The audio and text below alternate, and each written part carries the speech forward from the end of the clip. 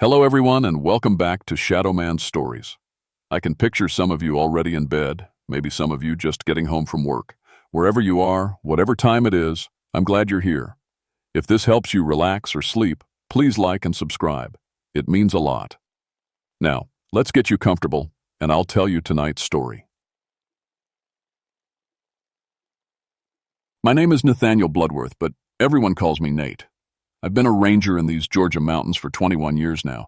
I know every trail, every cave, every place where a man can get himself lost or found. I thought I knew all the dangers too. Bears, wild boars, steep cliffs that'll drop you 1,000 feet if you're not careful. I was wrong about that last part. Blood Mountain got its name from an old Cherokee battle back in 1755. My grandfather used to tell me stories about it when I was small. He was half Cherokee, and he'd sit on our porch in the evening, smoking his old pipe, telling me about the spirits that still walked these hills. The mountain remembers everything, he'd say, every drop of blood that's ever hit the ground up there. I thought they were just stories. The mountain rises 4,458 feet above sea level, making it the highest peak in Georgia. Most folks come up here for the hiking, the pretty views, maybe to bag a deer during hunting season. The forest is thick with oak and hickory, and if you know what you're looking for, you can still find arrowheads and pottery pieces from the old Cherokee camps. But in October 1979, something changed on Blood Mountain. Something that made me understand my grandfather's warnings weren't just stories at all. It started with the hunting accidents. I'd been getting calls all month about hunters going missing or turning up dead. At first I figured it was just bad luck.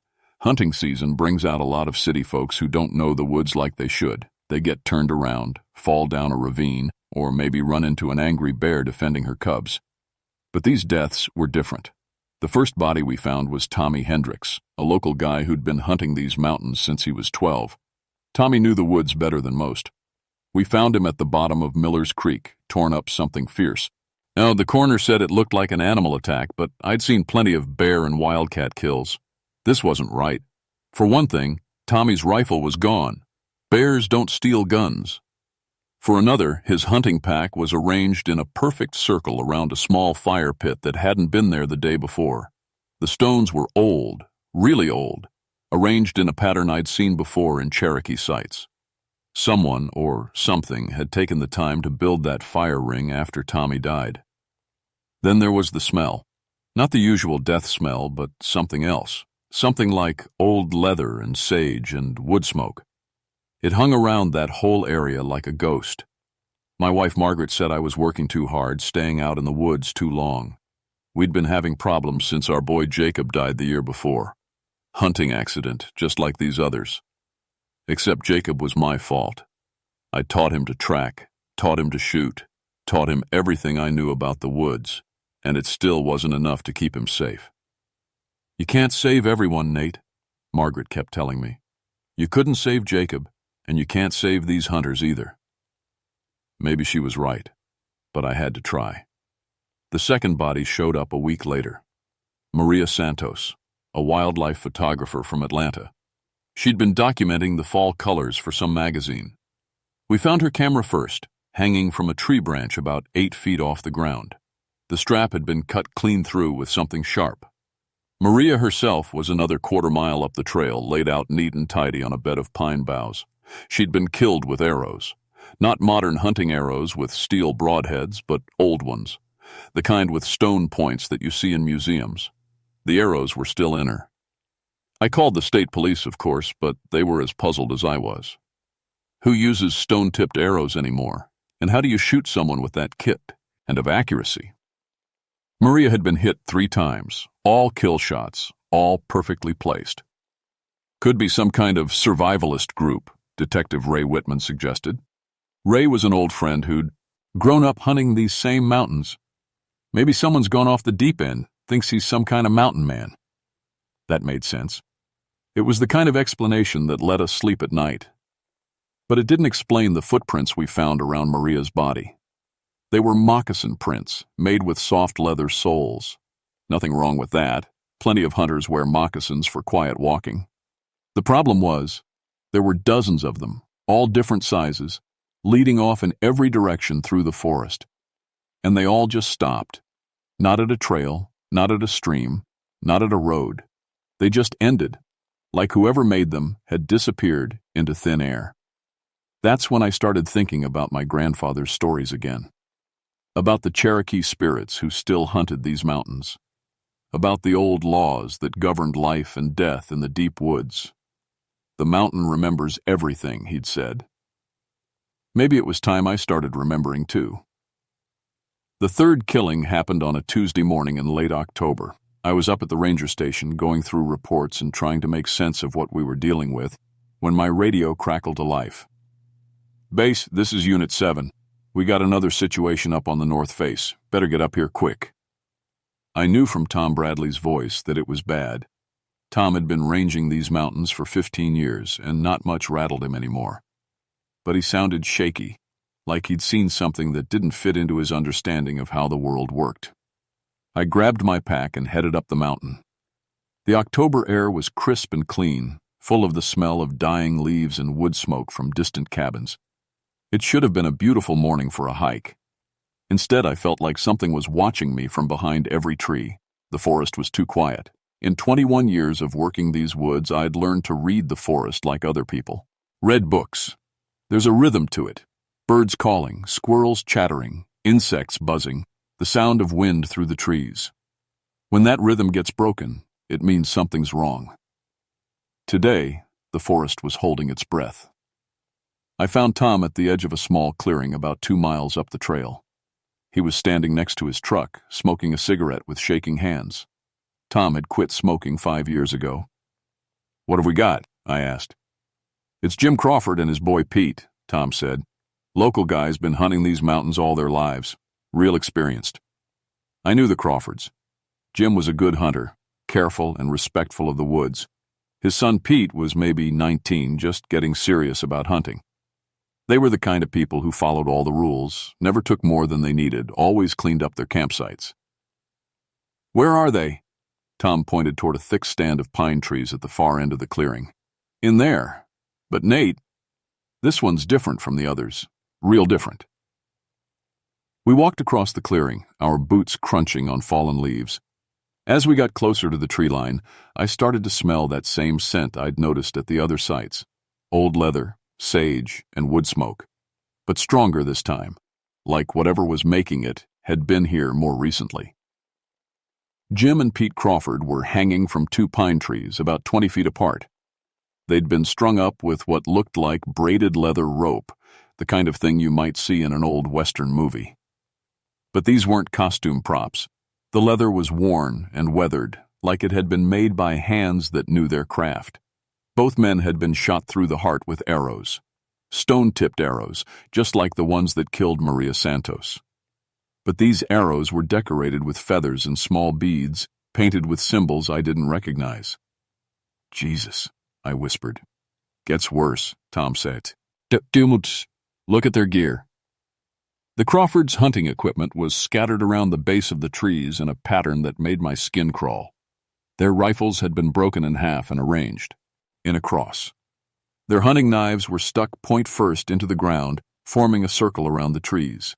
Their backpacks had been emptied out and the contents spread in neat piles. Food in one pile, ammunition in another, camping gear in a third. It looked like some kind of ceremony, some kind of judgment. "Any tracks?" I asked. Tom nodded toward the soft earth near the tree line. "Plenty, but you're not going to like them." He was right.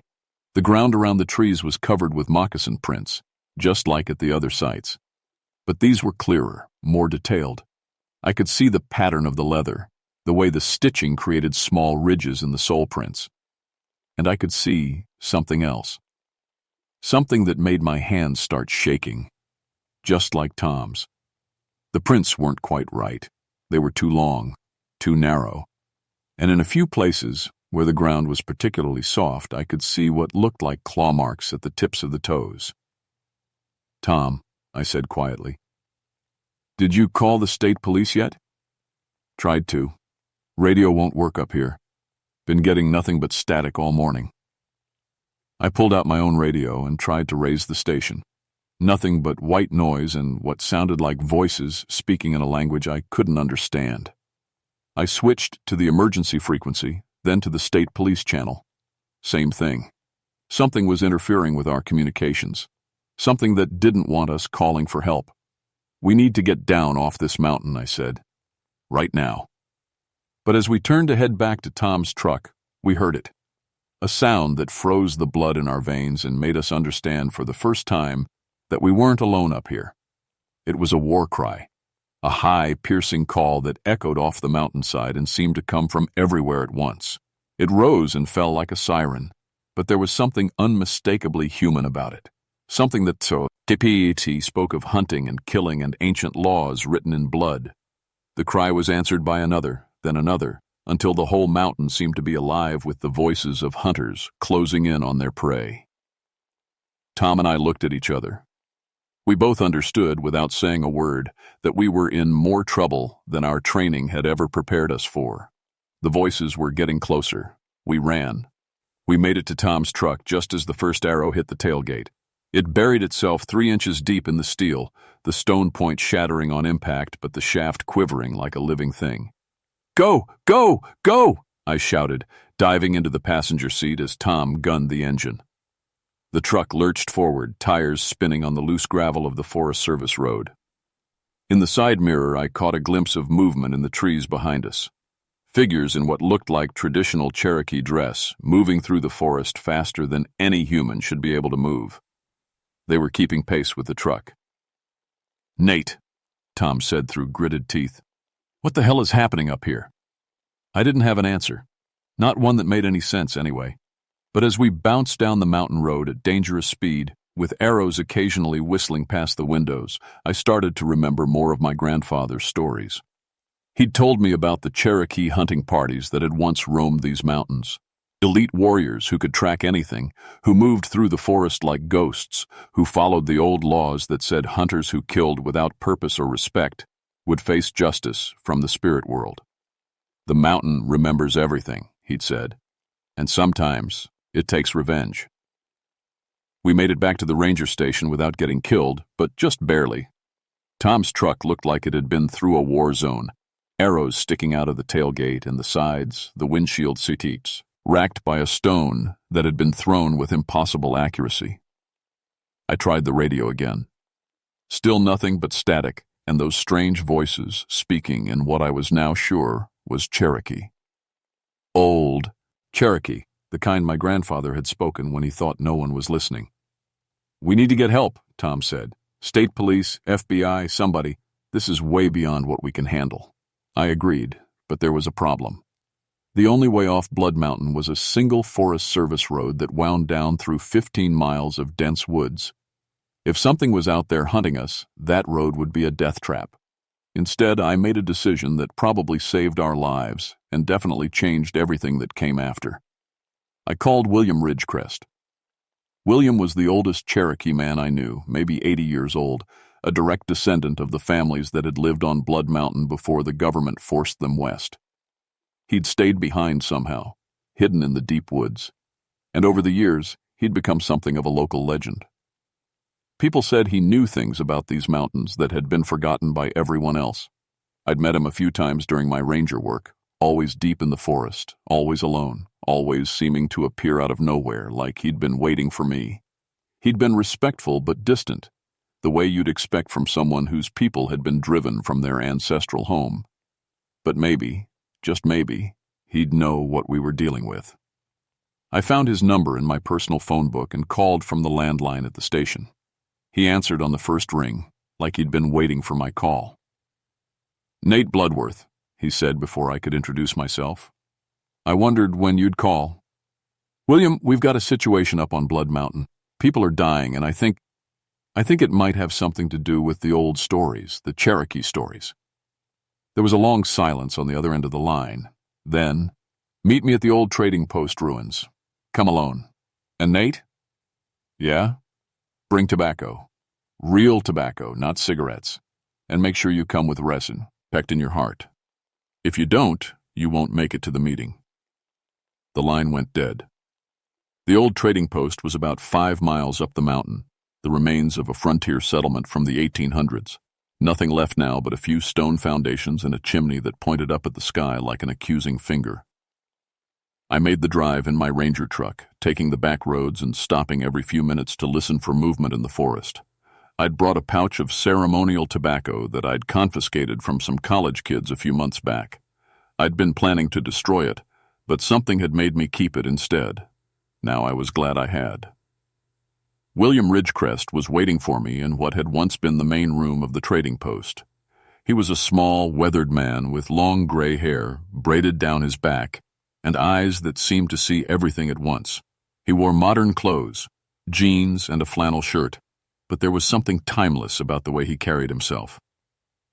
"You brought the tobacco," he said. It wasn't a question. I handed him the pouch. He opened it, breathed deeply, and nodded approval. "Tell me what you've seen," he said. I told him everything. The bodies, the arrows, the moccasin prints that ended in midair, the war cries we'd heard on the mountain, the way the forest had gone quiet, the way our radios wouldn't work. William listened without interruption, occasionally nodding like he'd expected everything I was telling him. When I finished, he was quiet for a long time, staring at the old stone fireplace where countless fires had burned in centuries past. "Your grandfather was Charles Bloodworth," he finally said. "You knew him?" "I knew him. He was a good man, even though he'd forgotten most of the old ways. But he remembered enough to know the mountain spirits were real. He tried to teach you, didn't he?" I nodded. "I thought they were just stories, Willem." I smiled sadly. "Stories are how we remember truth, Nate. Your grandfather told you about the Harvest Moon Hunters, didn't he? The Cherokee warriors who still patrol these mountains, making sure the old laws are followed? You're saying that's what's killing people? Ghost Indians?" "Not ghosts, spirits. There's a difference. Ghosts are trapped between worlds, confused and angry. Spirits have purpose. They have work to do." William stood up and walked to where the front door of the trading post had once been. He stared out at the forest, which was starting to darken with the approach of evening. "The Cherokee who lived here had laws about hunting," he continued. "You only killed what you needed. You used every part of the animal. You asked permission from the animal's spirit before you took its life. You showed respect. And if you didn't?" William turned back to me, and for a moment I saw something ancient and terrible in his eyes. "Then the hunters became the hunted." That night, William Ridgecrest told me the truth about Blood Mountain.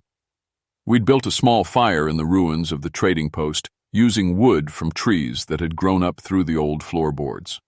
William had sprinkled tobacco on the flames and spoken words in Cherokee that seemed to make the fire burn brighter and steadier. "The spirits aren't evil," he explained as we sat watching the flames. "They're guardians. They were chosen long ago to make sure the balance is kept, that the old laws are remembered." "What old laws?" "The laws that kept our people alive for thousands of years before the white settlers came. Laws about respect for the animals, for the forest, for the sacred places. Laws that said, if you take life, you better have a good reason." William poked at the fire with a stick, sending sparks up toward the darkening sky. "These modern hunters, they come up here with their high-powered rifles and their fancy equipment.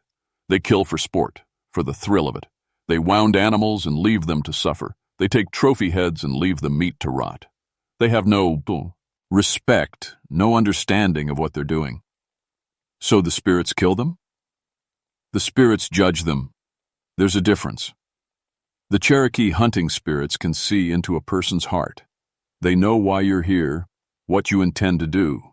If you come to the mountain with respect, if you hunt for food and use what you kill, they'll leave you alone. They might even help you." William leaned forward, the firelight dancing across his weathered face. "But if you come here to kill for pleasure, if you waste what you take, if you show no respect for the lives you're ending, then the spirits will hunt you the way you've been hunting.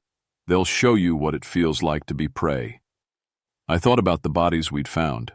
Tommy Hendricks, who I'd heard bragging about the deer he'd wounded and lost. Maria Santos, who'd been using a telephoto lens to get close-up shots of animals for her portfolio, probably disturbing their normal behavior. The Crawford father and son, who'd been known to take shots at animals that were too far away, leaving wounded deer to die slowly in the woods. Why now? I asked. Why are they active now, after all these years? William was quiet for a moment, staring into the flames. Your son, he finally said. The words hit me like a punch to the stomach. What about Jacob?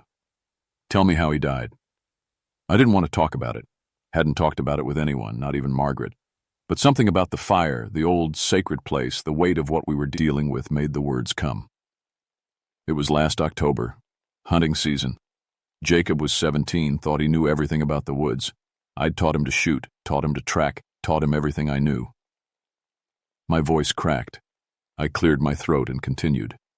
He went out alone, against my rules, found a big buck, took a shot from too far away, wounded it. The deer ran and Jacob followed.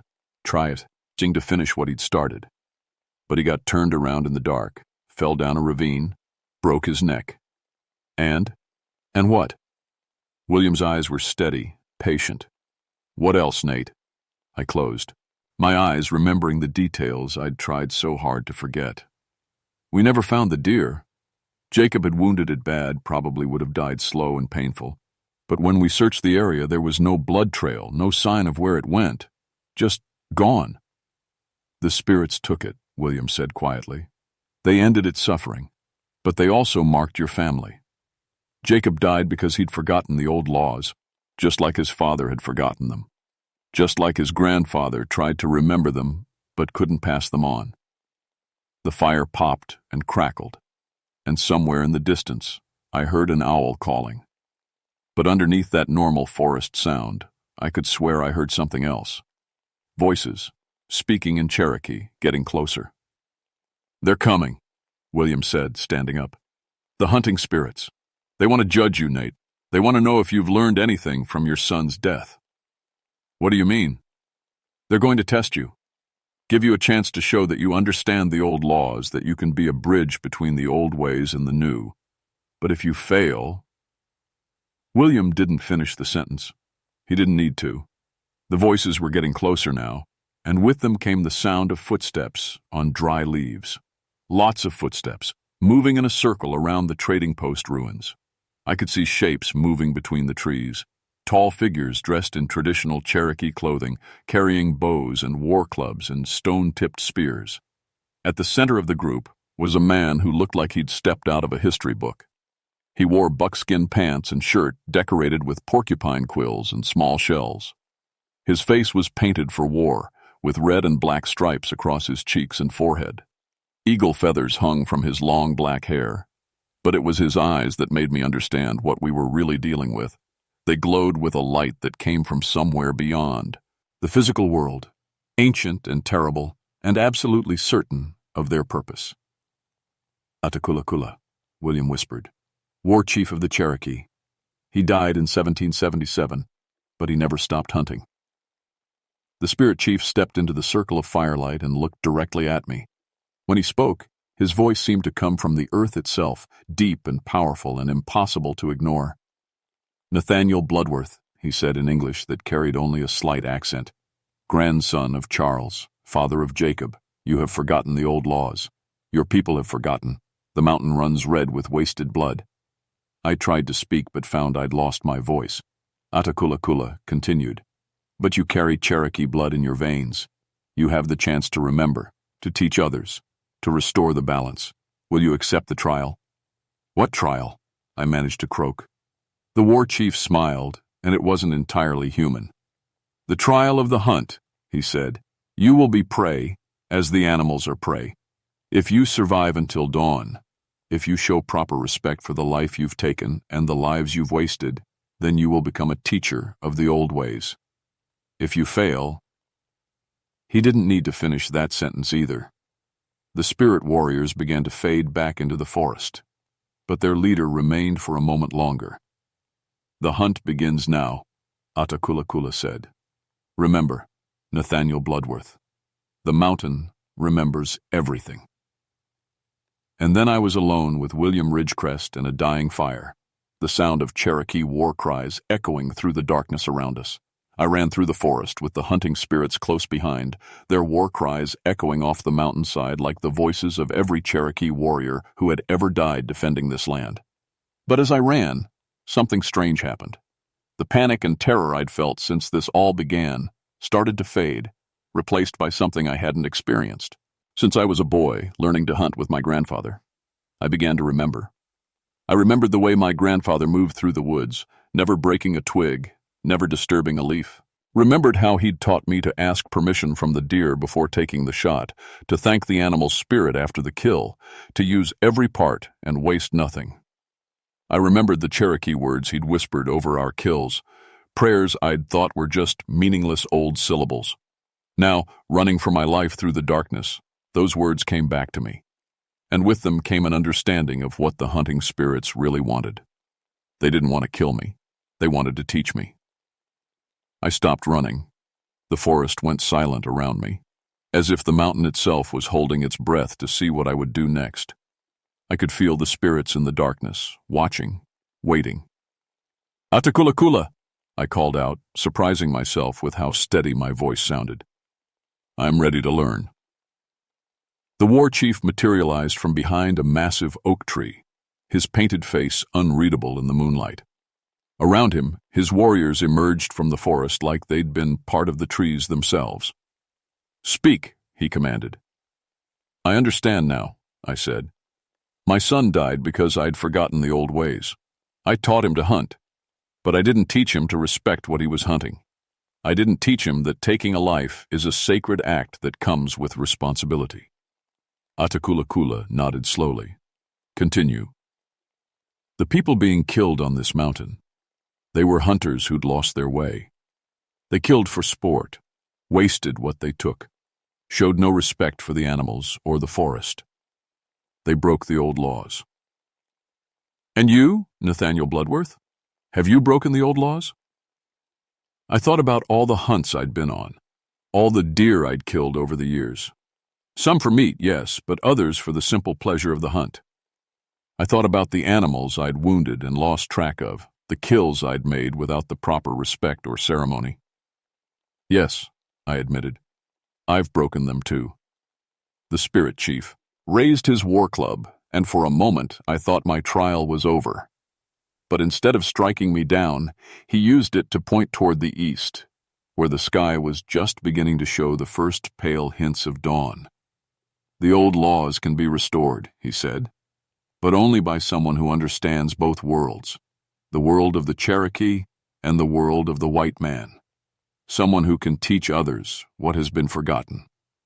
What would I have to do? Learn the proper ways, the ceremonies, the prayers, the respect that must be shown. Teach them to others. Make sure the hunters who come to this mountain understand that they are guests here, that they must follow the old laws or face the consequences. I looked around at the circle of spirit warriors. In the growing light of dawn, they seemed less terrifying and more sad, like they were tired of carrying out judgment after judgment, tired of having to punish people who should have known better. "I'll do it," I said. Atakulakula smiled, and this time it was entirely human. "Then the hunt is over," he said, "for now." The spirits began to fade with the sunrise, becoming translucent, and then invisible as the morning light grew stronger. But before he disappeared completely, the war chief spoke one last time. "Remember, Nathaniel Bloodworth, the mountain remembers everything, every act of respect, every act of disrespect, every life taken with honor, every life wasted in sport. Teach others to remember too." And then they were gone, leaving me alone in the forest with the morning birds singing their dawn songs and the weight of a promise I intended to keep. That was over 40 years ago. I'm retired now, but I still spend most of my time on Blood Mountain, teaching hunters about the old ways. I've learned Cherokee prayers from William Ridgecrest before he passed on.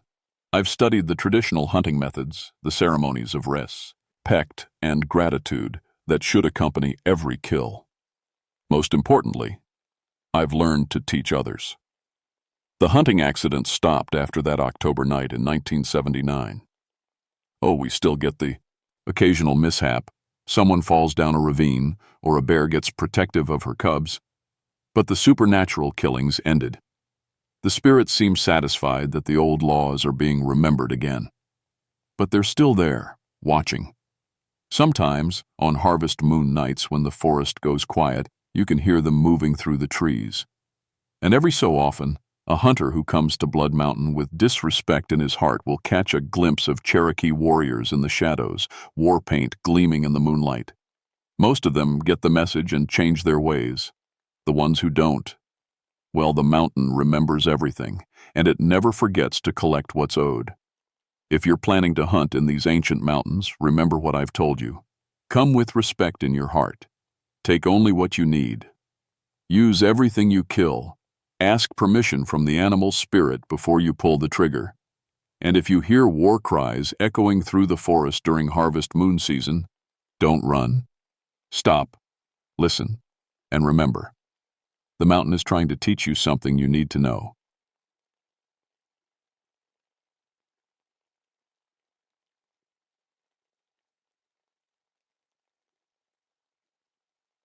My name is Ezra Coldwater. I've been a forest ranger for 17 years now, protecting these North Carolina mountains. People ask me why I chose this job, and I always tell them it's because these woods raised me. My grandmother was Cherokee, my grandfather German. I grew up hearing stories from both sides, Cherokee medicine tales and old country ghost stories. But I never believed any of them, until I met the witch tree. I work in Pisgah National Forest, specializing in tree health and protection. It's not glamorous work. Most days I check on sick trees, test soil, and fill out reports. But I love it. These mountains are in my blood. The call came in on a hot August morning in 1987. 3 people had died near something locals called the witch tree. All 3 were cancer patients from different states. All found dead within a month of each other. Ezra, my supervisor, said over the radio, "We need you to check out Dead Man's Gap, see what's happening up there." Dead Man's Gap sits at 4,100 feet, about 8 miles from the nearest road. It's named after an old Cherokee trail where people used to get lost and die. The trail was built by the Civilian Conservation Corps back in the 1930s, but nobody uses it anymore. Too rough, too isolated. As I loaded my pack that morning, I thought about the 3 dead people. 2 men, 1 woman, all in their 50s. All dying from cancer, then suddenly found dead near that old tree. The medical examiner said they died from some kind of wasting disease, but that didn't make sense. Cancer doesn't work that fast. My wife packed extra food and water. "Be careful up there," she said, kissing me goodbye. She always worried when I went to the remote areas. "It's just a tree inspection," I told her. "I'll be back tonight." I wish I'd been right. The hike to Dead Man's Gap takes about 3 hours if you know the trail. The path winds through thick forest past old-growth oaks and maples. But as I climbed higher, something felt wrong. The woods were too quiet. No bird songs, no squirrel chatter. Even the insects seemed to have disappeared. Halfway up, I found the first dead animal. A deer lying just off the trail. No wounds, no obvious cause of death. It looked like it had simply laid down and died. The smell was terrible. Not just death, but something else. Something sweet and sick. I made a note in my logbook and kept climbing. The smell got worse as I got higher. Sweet, like rotting flowers mixed with old medicine. My stomach started to turn. I'd smelled death before in these woods, but this was different. This smell seemed to move with the wind, getting stronger and weaker like it was breathing. Then I saw it. The witch tree stood in a small clearing at the gap's center. It was massive, at least 200 feet tall and probably 15 feet around. American chestnut, which should have been impossible. The blight killed all the chestnuts decades ago. This tree should have been dead before I was born. But it wasn't just alive. It looked healthier than any tree I'd ever seen. The bark was smooth and dark, almost black. The leaves were so green they seemed to glow. And it was warm. Even from 20 feet away, I could feel heat radiating from it like a campfire. Around the base, in a perfect circle about 30 feet wide, Nothing else grew. The ground was bare dirt, packed hard as concrete. But just outside that dead circle, medicinal plants grew thick and wild. Ginseng, golden seal, bloodroot, plants that usually took years to establish. I checked my instruments. The electromagnetic field detector started screaming. The Geiger counter clicked rapidly. My thermometer showed the air temperature near the tree was 15 degrees warmer than the surrounding forest. That's when I noticed the carvings. Someone had put symbols into the bark all around the tree's base. Some looked Cherokee, medicine wheels, spirit animals, healing symbols my grandmother had taught me. But others were different, European-looking, stars and circles and strange words in a language I didn't recognize. The carvings were filled with something dark and sticky. It smelled like copper and herbs, like blood mixed with medicine. I should have left then. Every instinct told me to get away from that place. But I'm a scientist. I needed samples. I needed photos. I needed to understand what I was seeing. As I approached the tree, the heat got stronger, the smell got worse, and I started to hear something that made my blood freeze. Whispering. Dozens of voices, all whispering at once. Too quiet to understand, but too clear to ignore. They seemed to come from the tree itself, from the carvings, from the very air around the clearing. I took my photos quickly and got samples of the bark and sap. The sap was warm and glowed faintly in the shadows. It felt alive in the sample bottle, moving like honey mixed with light. As I worked, I found the first body site, a circle of stones where someone had lain down. The rocks were stained dark, and the smell of death was strongest there. According to my map, this was where they'd found the first victim, a man named Thomas Chen from Virginia. I marked the spot and started back down the trail. But as I walked away, I felt like something was watching me. The whispering followed me for the first mile, growing quieter but never quite stopping. That night, I couldn't sleep. Every time I closed my eyes, I saw that tree, felt its warmth, heard those voices. And strangest of all, the small cut on my hand where I'd scraped against the bark felt better. A cut that should have taken days to heal was already closing. I told myself it was just imagination, stress from seeing the death sites. But deep down, I knew something was very wrong at Dead Man's Gap, and I knew I'd have to go back. The call came 3 days later. Another body. Female, mid-40s, from Tennessee. "Aye," the sheriff told me over the phone. "Same as the others. Cancer patient, found dead near that tree." Her name was Maria Santos. According to her family, she'd been fighting lung cancer for 2 years. The doctors had given her 3 months to live. She'd driven to North Carolina alone, telling nobody where she was going or why. "We need you up there again," the sheriff said. "Something's not right about this place." This time, I brought Dr. Lisa Hampton with me. She was a medical researcher from the state university, brought in to study whatever was killing people at the Gap. Smart woman, tough as nails. She'd heard about the strange deaths and wanted to see the site herself. 4 deaths in 1 month, she said as we hiked up the trail. All cancer patients, all found in the same general area. There has to be a connection.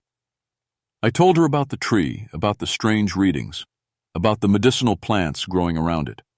She listened without comment, but I could see her thinking. "Local folklore mentions this place," she said, consulting notes she'd made. "Cherokee medicine women used to come here for healing rituals. Later, during the 1780s, some Scots-Irish settlers accused local women of witchcraft. 7 were tried and executed." "Executed where?" "Right there, at the tree." That stopped me cold. "You mean they were hanged from it?" "Hanged, burned, buried at its roots. The court records are pretty clear about it. They thought the women were using the tree for evil magic." As we climbed higher, I noticed the same things as before. Dead silence in the woods. That sweet, sick smell getting stronger. But this time there were more dead animals. Birds, squirrels, a fox. All lying within a few hundred yards of the Gap, all looking like they'd simply laid down and died. "Jesus," Dr. Hampton said when she saw the tree. "It's beautiful." That wasn't the word I would have used. The tree looked bigger than before, its leaves even greener. The heat radiating from it was stronger too. My instruments went crazy the moment we entered the clearing. "Look at this," she said. kneeling by the medicinal plants. "These are all powerful healing herbs. Ginseng this mature should take decades to grow, but these look like they sprouted yesterday." She started taking samples immediately. Plant specimens, soil samples, bark scrapings. She worked with the focused intensity of a true scientist, but I could see something else in her eyes. Wonder, maybe even hunger. "The sap," she said, holding up a vial of the glowing fluid. "It's unlike anything I've ever seen. The cellular structure is impossible." That's when we found Maria Santos. Her body lay in another stone circle, about 50 feet from where Thomas Chen had died. But something was wrong. According to the medical examiner, she should have been decomposing by now. Instead, she looked peaceful, almost healthy. Her hair was thicker than in the photos her family had provided. Her skin looked younger. "This doesn't make sense," Dr. Hampton said, examining the body. "She looks better now than she did in life." I checked the carvings on the tree again. There were new ones, fresh cuts filled with that dark, sticky substance. The symbols were more complex now, combining Cherokee and European elements in patterns that hurt to look at. But the strangest thing was what I found in Maria's pocket. It was a small cloth bundle tied with braided grass.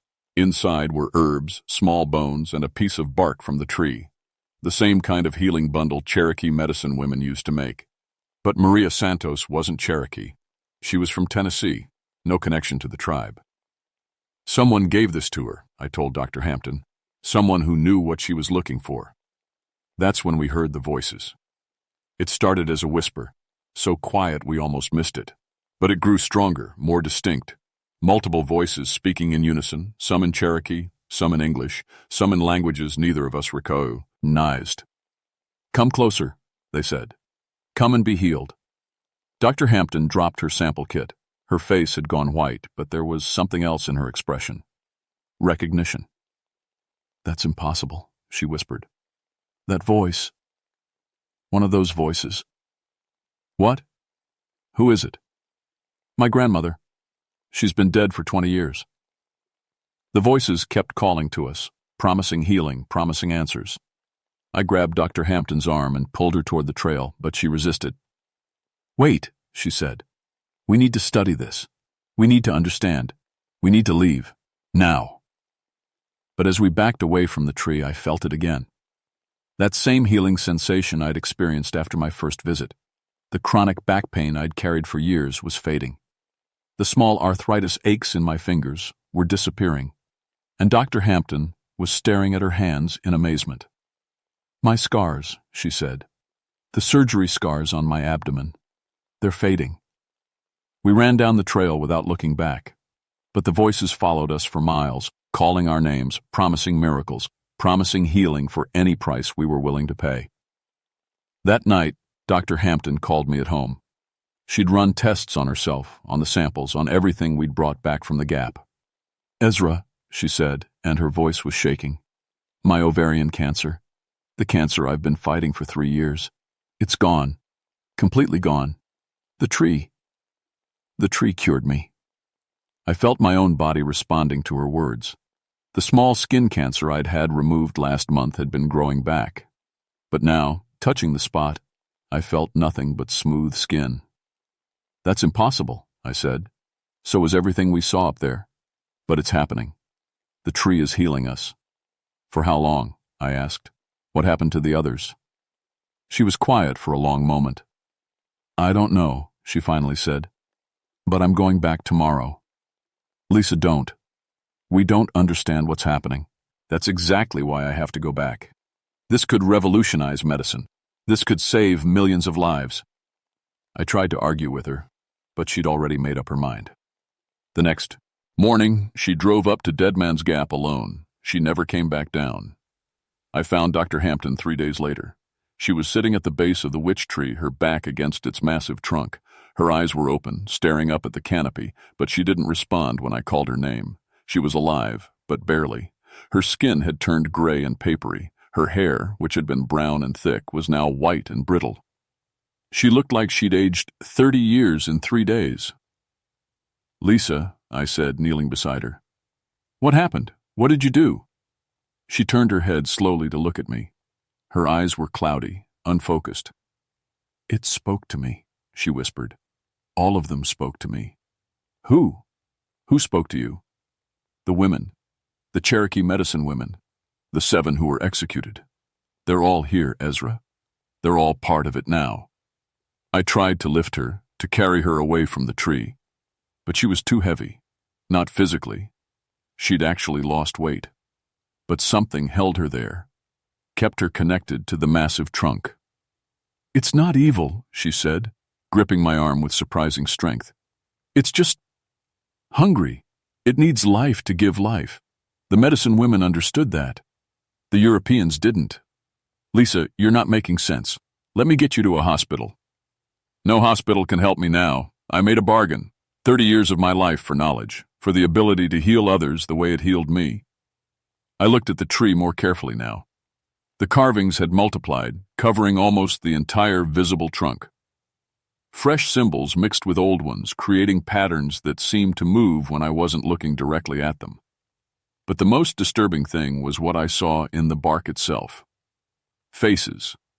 Dozens of human faces pushed out from inside the tree like they were trying to escape. Some looked Cherokee, others European.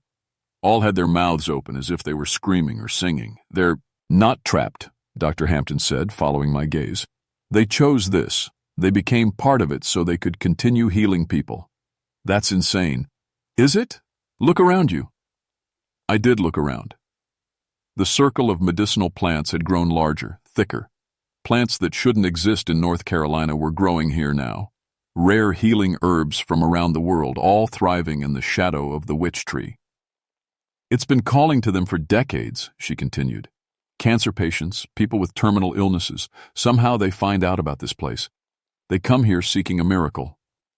And it kills them. It gives them a choice. Accept death or trade years of life for healing. Some take the deal, others—" She gestured weakly toward the stone circles where we'd found the bodies. "Others can't pay the price." That's when I realized the horrible truth. The tree wasn't evil. It wasn't good either. It was simply neutral. A force of nature that operated by its own rules. It could heal any disease, cure any condition, but it required payment in life force. "How long do you have?" I asked. "Days, maybe hours. But look what I've learned." She pulled out a notebook filled with cramped handwriting. Formulas, techniques, knowledge that was lost for centuries. "I can write it all down before you die. Before I join them. There's a difference." I spent the next hour trying to convince her to leave with me, but she wouldn't budge. The tree had its hooks in her, literally and figuratively. I could see root tendrils wrapped around her ankles, growing up through the soil to connect with her body. "You have to warn people," she said as I prepared to leave. "But you also have to understand, some people will choose this. Some people would rather have 5 good years than 50 bad ones. And some people don't get a choice because they don't understand the price. That's why you're here. You're the bridge between worlds, Cherokee and European, scientific and spiritual. You can help people make informed decisions." As I walked away, I heard her voice one last time. But it wasn't coming from her mouth anymore. It was coming from the tree itself, mixed with the voices of all the others who had made the same bargain. "Don't let them seal this place away," the voices said. "Some knowledge is too important to lose." That night, I sat in my kitchen and stared at my hands. The arthritis pain was completely gone. The skin cancer had vanished without a trace. I felt better than I had in years. But I also felt something else, a weakness deep in my bones, a tiredness that sleep couldn't cure. The tree had healed me, but it had also marked me. I was connected to it now, whether I wanted to be or not, and I could feel it calling me back. My daughter Rebecca found me 3 weeks later, collapsed in my workshop. "Dad, what's wrong with you?" she asked as the paramedics loaded me into the ambulance. "You look terrible." The doctors at the hospital couldn't figure out what was happening to me. My blood work was normal, my organs were functioning properly, but I was aging rapidly. My hair had turned completely white, my skin was becoming thin and spotted. I looked like I'd gained 20 years in 20 days. It's some kind of accelerated aging syndrome, the doctor told Rebecca. I've never seen anything like it. We can try some experimental treatments, but I knew what was really happening. The tree was calling in its debt. Rebecca spent every day at the hospital with me. She was 16, smart as hell, and she'd inherited her great-grandmother's interest in Cherokee traditional medicine. She'd been asking me about the old stories lately, the healing practices, the connection between plants and people. There's something you're not telling me, she said one evening as we watched the sunset through my hospital room window. This isn't a normal disease. I'd kept the truth about Dead Man's Gap secret for weeks. The official reports. Bart said Dr. Hampton had died in a hiking accident. The area had been closed to the public for environmental assessment. But the truth was eating me alive. There's a tree, I finally told her, a very old tree that can heal people, but it demands payment. I told her everything about the witch tree, about the healing, about the price it demanded, about Dr. Hampton and the others who had made bargains they couldn't afford. So it healed you, she said when I finished. And now it wants payment. Years of my life, yes. I can feel them draining away. Then we go back. We make a deal. Rebecca, no. Absolutely not. Dad, you're dying. This tree could save you. At the cost of my life force, yes. I'd live a few more years and then die anyway. But what if there was another way? What if we could bargain with it differently? She'd been researching Cherokee healing traditions, talking to elders, learning about the spiritual relationship between healers and the plants they used. According to the old stories, powerful medicine spirits could be reasoned with, negotiated with. The stories say you have to offer something the spirit values more than life force, she explained. Knowledge, service, a different kind of connection. Rebecca, I won't let you. I'm not offering to die for you, Dad. But maybe I could offer to learn from it. To become a bridge between its knowledge and the world. The idea terrified me, but I was getting weaker every day, and the doctors had no answers. Maybe Rebecca was right. Maybe there was another way. Against my better judgment, I agreed to return to Dead Man's Gap. The hike nearly killed me. I had to stop every few minutes to rest. My legs shook. My breathing was labored. But Rebecca helped me up the trail, step by painful step. This is it, she said when we reached the clearing. The witch tree had grown even larger in the weeks since my last visit. The faces in the bark were more distinct now, more active. I could see Dr. Hampton's features among them, her mouth moving in silent words. I've come to renegotiate, I called, out to the tree. I want to change our deal. The response was immediate. The air around us began to shimmer with heat. The voices of the absorbed souls spoke in unison. You took healing. Payment is due. No renegotiation. Then take me, Rebecca said, stepping forward. But let me serve in a different way. The voices paused. I could feel the tree's attention focusing on her, studying her, measuring her potential.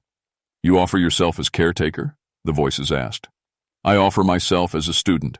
I'll learn your ways, share your knowledge responsibly, and help others understand the true cost of your gifts. Rebecca, no. I grabbed her arm, but she shook me off. 1 year of service, she continued, in exchange for my father's healing debt. I'll study with you, learn from you, and become your interpreter to the outside world.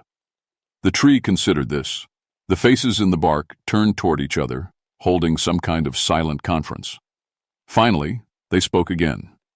1 year of your life force, freely given, plus service as caretaker and interpreter. In exchange, your father's debt is transferred. He will age naturally from this point forward. Deal, Rebecca said before I could stop her. Rebecca, you don't understand what you're doing. I understand perfectly, she said, approaching the tree. This is bigger than us, Dad.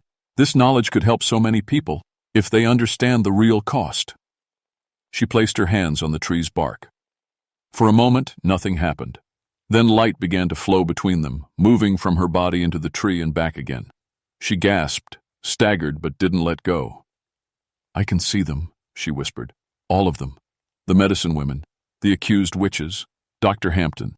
They're not trapped. They're expanded. They're part of something larger. The exchange lasted only a few minutes. But when it was over, Rebecca had changed. Her hair had streaks of premature gray. Her eyes looked older, wiser. But she was smiling. "It's done," she said. "Your debt is paid. You'll live naturally now." I could feel the difference immediately. The bone-deep exhaustion began to lift. My breathing came easier. The rapid aging stopped. But Rebecca looked tired.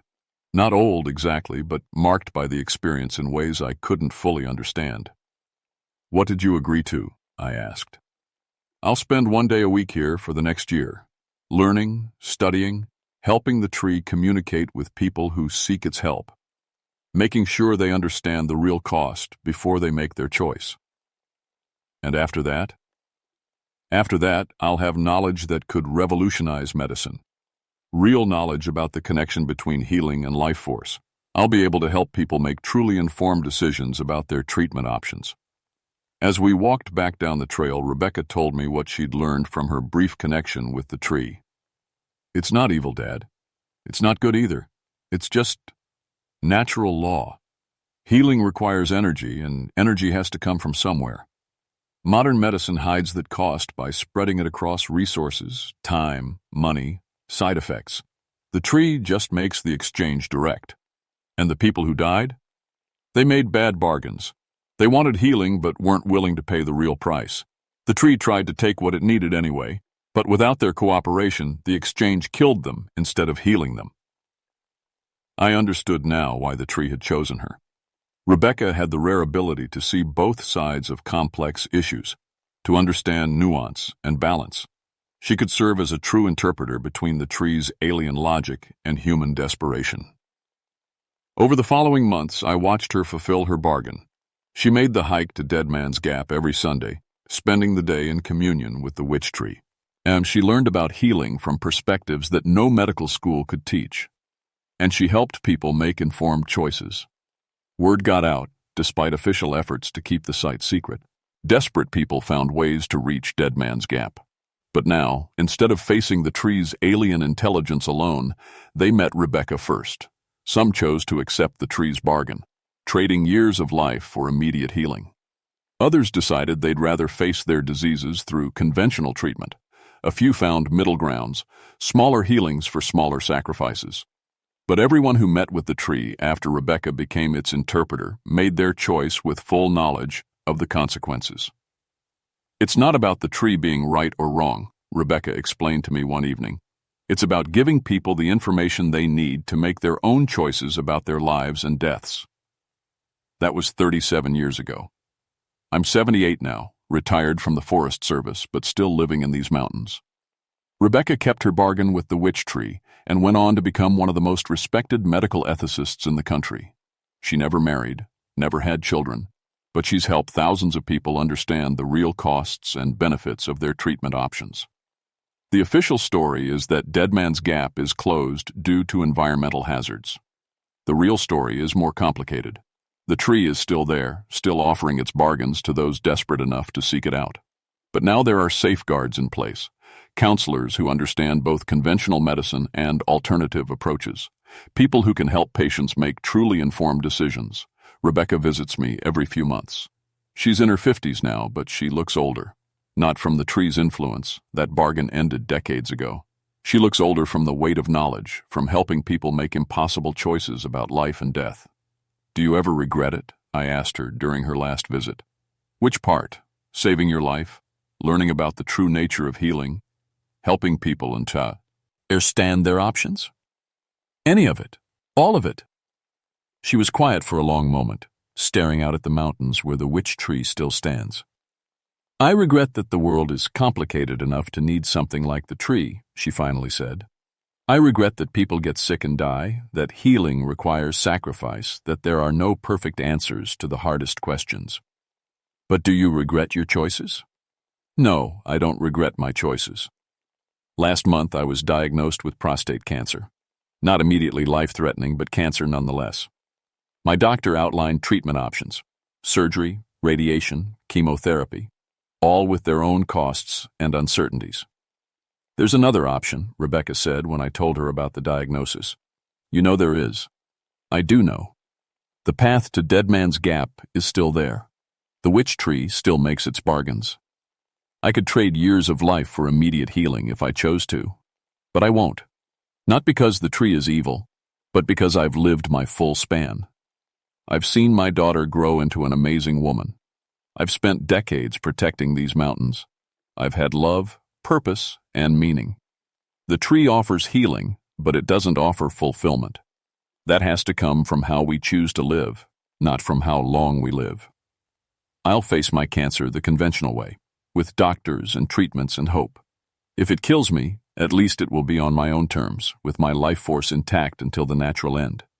But I know the tree will still be there for others who make different choices. And I know Rebecca will still be there to help them understand what they're really choosing.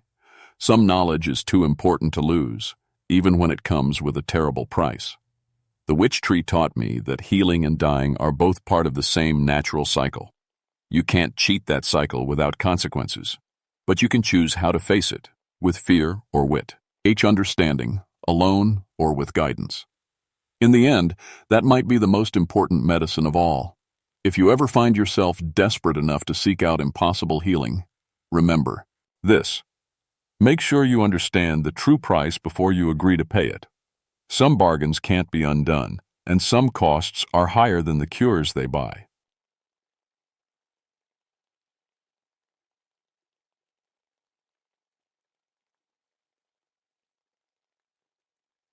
My name is Augustus Deerfield, but everyone calls me Gus. I've been a park ranger in the Cherokee National Forest for 22 years now, and I thought I'd seen everything these Tennessee mountains could throw at me. Bears, lost hikers, illegal campers, even a few folks trying to cook meth in the deep woods. But what happened in Ravens Hollow in September of 1982 taught me that some things in these mountains are older and darker than anything I was trained to handle. I'm 48 years old, and I've got the kind of weathered face that comes from spending most of your life outdoors. My hair's gone gray at the temples, and my hands are rough from years of trail work and emergency rescues. I used to be a seminary student, believe it or not. Had plans to become a minister until Vietnam happened. I spent 2 years over there as a chaplain, watching young men die in the mud, and came home with more questions than answers about God's plan. So I traded my Bible for a park ranger badge and found my peace in these quiet mountains instead. That peace lasted until last month, when I met Emily at a church social in town. She's a school teacher, 10 years younger than me, with kind eyes and a laugh that makes me remember what hope feels like. We got married 3 weeks ago, and for the first time in years, I was thinking maybe it was time to stop running from my faith. The Cherokee National Forest covers over 650,000 acres, but my beat focuses on the cultural sites, old Native American sacred places, and historical spots that need protecting. I work with the Eastern Band Cherokee representatives pretty regular, making sure their ancestors' sites stay respected. Most folks don't know it, but these mountains are full of places where people tried to build their own version of heaven on earth. Usually didn't work out too well. Ravens Hollow sits at about 2,800 feet elevation, Tweez, 12 miles from the nearest paved road. You can only get there by a dirt track that's more mud than road when it rains. It's the kind of place you'd miss completely if you weren't looking for it, tucked away in a valley where the trees grow so thick that noon feels like twilight. Back in the 1920s, a group called the Children of the Final Harvest built a settlement there. They were fundamentalists of the extreme kind, the sort who believed suffering brought you closer to God. The Cherokee folks always said that Hollow was a bad place, somewhere death spirits gather. But the white settlers didn't listen. They never do. I'd driven past the old ruins plenty of times over the years. Just a stone church foundation, some rotting cabin frames, and a small cemetery with homemade markers. Nothing special, or so I thought. The sect disappeared in 1947, and the forest had been slowly taking the place back ever since. Vines covered most of the buildings, and the only visitors were the occasional historian or lost hunter. Then came the drought. 3 months without decent rain, and the water table dropped lower than anyone had seen in decades. Old foundations started showing, and new cave openings appeared where the ground had shifted. That's when the University of Tennessee archaeology team got interested. Dr. Patricia Vance called me on a Tuesday morning in early September. She was the lead archaeologist, a serious woman in her 40s with steel-gray hair and no patience for small talk. "Ranger Deerfield," she said, "we need site security for an emergency excavation. The storm damage exposed some significant finds at the old Children of Final Harvest site." I drove out there that afternoon with Dr. Vance and her team, 3 graduate students and another professor named Dr. Michael Reeves, a specialist in Appalachian religious history. The drought had done more than just expo. See foundations. A whole section of earth behind the old church had collapsed, revealing cave entrances that had been hidden for decades. The Cherokee representatives warned us this was a sensitive area, Dr. Vance told me as we stood looking at the dark openings in the hillside, but the historical significance is too important to ignore. I nodded, but something about those cave mouths made my skin crawl.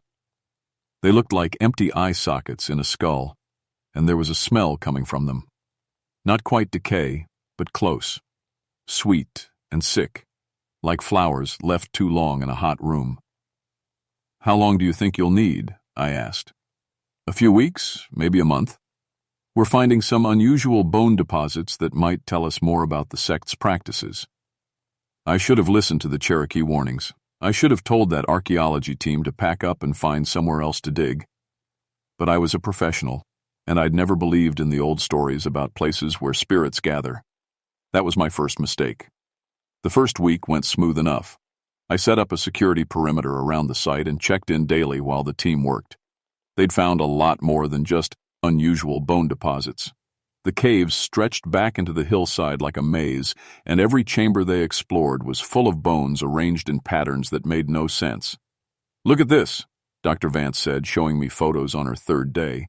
"The bones are arranged in perfect spirals and crosses. Some are human, some animal, but they're all bleached white as fresh snow." I studied the pictures. Even in the photographs, something about those bone arrangements made my stomach turn.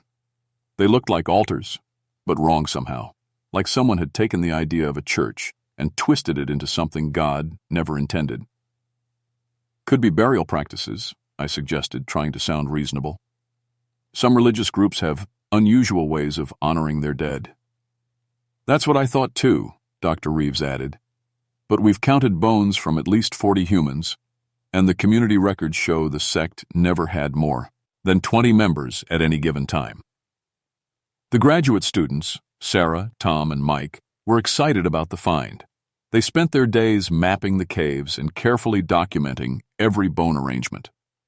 But by the end of the first week, I noticed they were getting jumpy, dropping tools, looking over their shoulders, talking in whispers. "Equipment's been acting up," Sarah mentioned to me on Friday. She was a small girl, maybe 22, with nervous hands and thick glasses. "Cameras keep showing weird light spots, and the audio recording picked up something strange yesterday." "Strange how?" "Like voices. Whispering. But there was nobody down there but Tom." I figured it was just the acoustics. Caves play tricks on sound, and with the water table so low, there might be air currents making noise. But when I went down to check the site myself, I felt it too.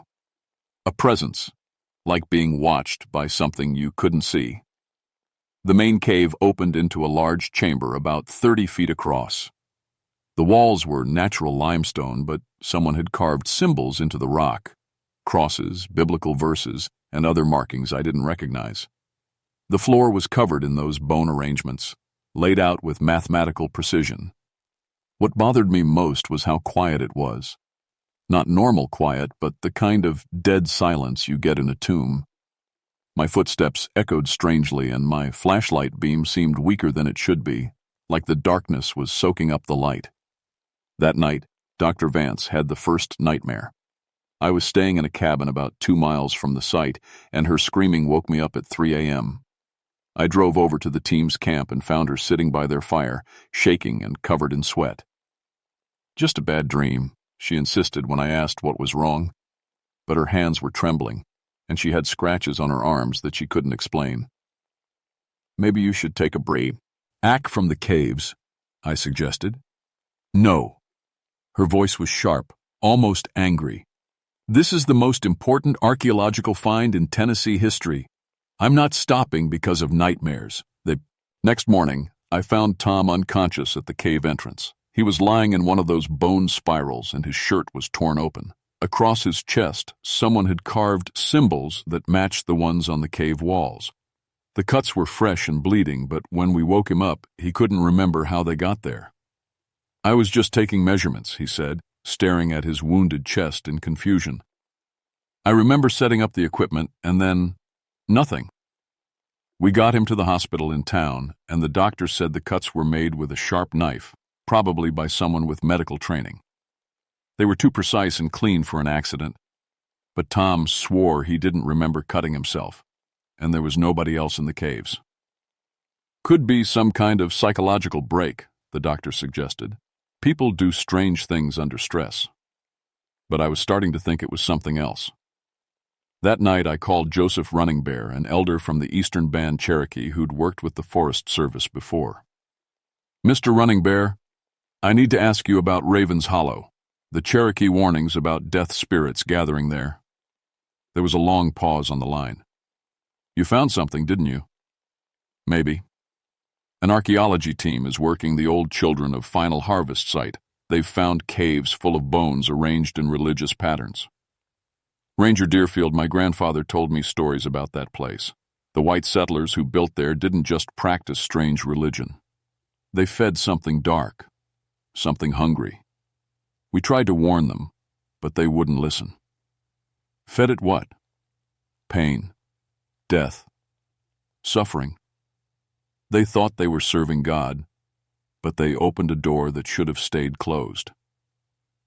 That conversation should have ended it. I should have closed the site and sent the archaeology team packing. But Dr. Vance was convinced they were on the verge of a major historical discovery, and I didn't have the authority to shut down a university research project without hard evidence of danger.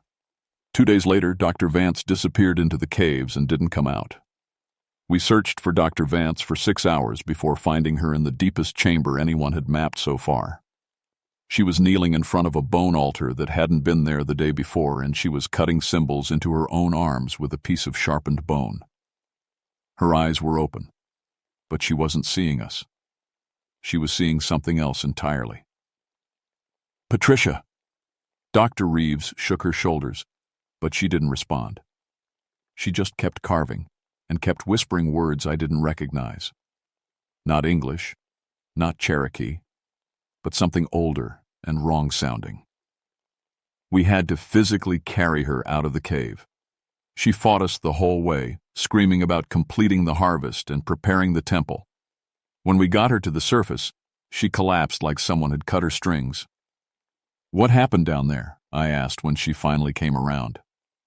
Her eyes were different, still Patricia Vance, but with something else looking out from behind them. I saw him, she whispered. Brother Crow. He showed me the truth about the final harvest. They didn't die, Gus. They transformed. They became something greater. Patricia, you were alone in that cave. There was nobody down there. He's been waiting, all these years waiting for someone with the knowledge to complete his work. She grabbed my arm with bloody fingers. The bone churches aren't just burial sites. They're amplifiers. For his voice. His power. Dr. Reeves tried to convince her to leave the site and get medical help, but she refused. We're so close to understanding. This could change everything we know about American religious history. That's when the graduate students started having the shared dreams. Sarah described it first. Dreams of religious ceremonies conducted in chambers made entirely of human bones. Figures in white robes carrying out rituals that involved cutting and burning and screaming. But the dreams felt real, she said. Real enough that she'd wake up with the smell of smoke in her nostrils and the sound of hymns echoing in her ears. Then Tom and Mike started having the same dreams. Exact same details, same ceremonies, same bone churches that went deeper into the earth than anyone had mapped. They'd wake up knowing things they shouldn't know. The names of sect members who died decades ago, the words to prayers written in no book. It's like they're showing us their memories, Mike said. He was a quiet kid from Virginia, studying to be a historian. Like they want us to understand what they were trying to do. And what was that? I asked. Build a bridge. Between this world and somewhere else. Somewhere God's love is pure and nothing can hurt you anymore. I was losing my team, one by one. Dr. Reeves was the only one who seemed to understand the danger we were in. He'd found records of the children of the final harvest in the state archives, including newspaper accounts from 1947 that the local paper had buried. They didn't just disappear, Gus, he told me privately. According to the sheriff's reports, they conducted a mass suicide ritual on Easter morning 1947. 23 adults and 4 children, all found in the caves with ritual scarification covering their bodies. But here's the strange part. Some of the bodies were never recovered. The caves were too unstable to search completely. So what happened to them? I think they're still down there. And I think they're still conducting their services. That night, I decided to go into the caves alone. I needed to see what my team was seeing, understand what was happening to them. I took a flashlight, a rope, and my service pistol, though I wasn't sure what good a gun would do against whatever was down there. The main chamber looked different in the darkness. The bone arrangement seemed to shift and move in the edge of my vision, and the carved symbols on the walls appeared to be glowing with faint phosphorescence. But it was the sound that got to me, a low humming, like a congregation singing hymns too quiet to make out the words. I followed the humming deeper into the cave system, past chambers the archaeology team had mapped, and into passages that shouldn't have existed. The bone churches got more elaborate the deeper I went, not just altars and crosses, but entire cathedrals constructed from human remains, pews made of leg bones, pulpits carved from skulls, even stained glass windows created from thin slices of bone that glowed with their own inner light. And in the deepest chamber, I found them. 27 figures in white robes, kneeling before an altar that reached almost to the cave ceiling. They were praying in that strange, wrong-sounding language, and their voices echoed through the bone cathedral like they were still alive. But when my flashlight hit them, I could see through their robes to the decay beneath. Mummified flesh stretched over bones, empty eye sockets, mouths that moved despite having no tongues. At the center of them all stood Brother Nathaniel Crow. He was tall and gaunt, with ritual scars covering every inch of visible skin. His white robe was stained with old blood, and when he turned to look at me, his eyes burned with a light that had nothing to do with God's love. "Welcome, Ranger Deerfield," he said, and his voice came from everywhere at once. "We've been waiting for you to join our congregation." I ran. I'm not ashamed to admit it. I turned around and ran through those bone cathedrals as fast as I could, with the sound of hymns following me all the way to the surface. But I could feel them behind me, feel Brother Crow's presence reaching out like cold fingers trying to grab hold of my mind. When I reached the camp, I found Dr. Reeves constructing his own bone altar using equipment from the dig. He was arranging femurs and ribs in precise spirals, humming the same tune I'd heard in the caves. "Michael, what are you doing?" He looked up at me with eyes that weren't quite his own anymore.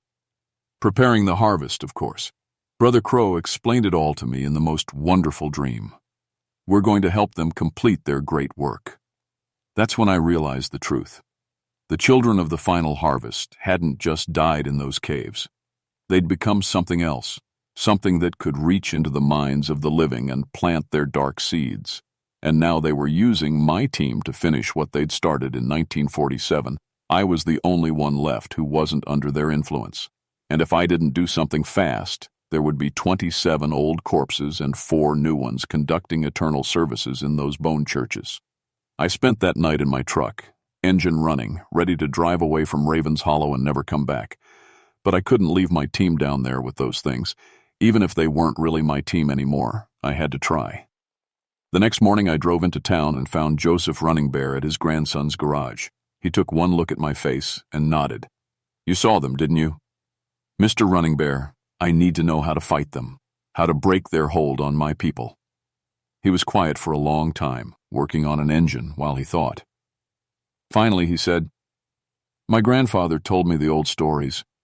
The white settlers thought they could use Cherokee's sacred ground to amplify their prayers, make their God hear them better.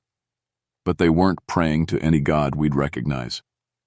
They were calling something else, something hungry. The Cherokee tried to stop them? We tried to warn them, but they wouldn't listen. They thought our warnings were just superstition. He wiped his hands on a rag and looked at me seriously. The thing they called, it feeds on suffering and faith twisted together. It makes people believe that pain brings them closer to the divine. The more they suffer, the stronger it gets. How do you kill something like that? You don't kill it, you starve it, cut off what it feeds on. I spent the rest of the day preparing. I loaded my truck with road flares, gasoline, and enough explosive charges to bring down a small building. If I couldn't fight Brother Crow and his congregation directly, maybe I could trap them in their bone cathedral forever. I returned to the site at sunset, when the caves would be darkest and the team would be deepest in their trance. I could hear them singing before I even got out of the truck. Not the archaeology team, but the full congregation of the children of the final harvest. Voices that had been dead for 35 years raised in horrible harmony. The main chamber was lit with that same phosphorescent glow, but now I could see the source. The bones themselves were glowing, pulsing in rhythm with the singing. Dr. Vance, Dr. Reeves, and the 3 graduate students were kneeling before a new bone altar, carving symbols into their own flesh, while tears of ecstasy ran down their faces. Welcome home, Ranger Deerfield. Brother Crow stepped out from behind the altar, and this time he was completely solid, no longer transparent. Your team has prepared themselves for the final harvest. Soon they will join us permanently. Let them go, I said, though I wasn't sure he could, even if he wanted to. They don't want to go. They've seen the truth of divine love. Perfect union with the eternal, free from the pain of mortal existence. He gestured to my team, who were still cutting themselves with bone knives. Look at them. Have you ever seen such pure joy? He was right. Despite the blood and the self-inflicted wounds, they looked happier than I'd ever seen them. Like they'd found something they'd been searching for their whole lives. That's not joy, I said. That's maddening. Is there a difference? Your seminary training should have taught you that all religious ecstasy looks like madness to the uninitiated. Brother Crow stepped closer, and I could smell the decay on him, feel the cold radiating from his mummified flesh. You lost your faith in Vietnam, didn't you? Watching young men die, wondering where God was in all that suffering. I didn't answer, but he nodded like I had. I can show you the truth you've been seeking. Pain is not God's absence, it's his presence. Suffering is the only honest prayer, the only way to truly commune with the divine. Join us, Augustus. Complete the harvest. For a moment, I almost believed him. The idea that all the suffering I'd seen, all the pain I'd carried, meant something more than random cruelty. It was tempting. But then I thought about Emily, about her laugh and her kind eyes, about the hope she'd brought back into my life. No, I said. Whatever you're selling, I'm not buying. Brother Crow's face twisted with anger, and the bone cathedral began to shake. The mummified congregation rose from their eternal prayer, reaching for me with skeletal fingers. I pulled out my service pistol and emptied the clip into Brother Crow's chest. The bullets passed right through him, but they disrupted his concentration long enough for me to run deeper into the cave system.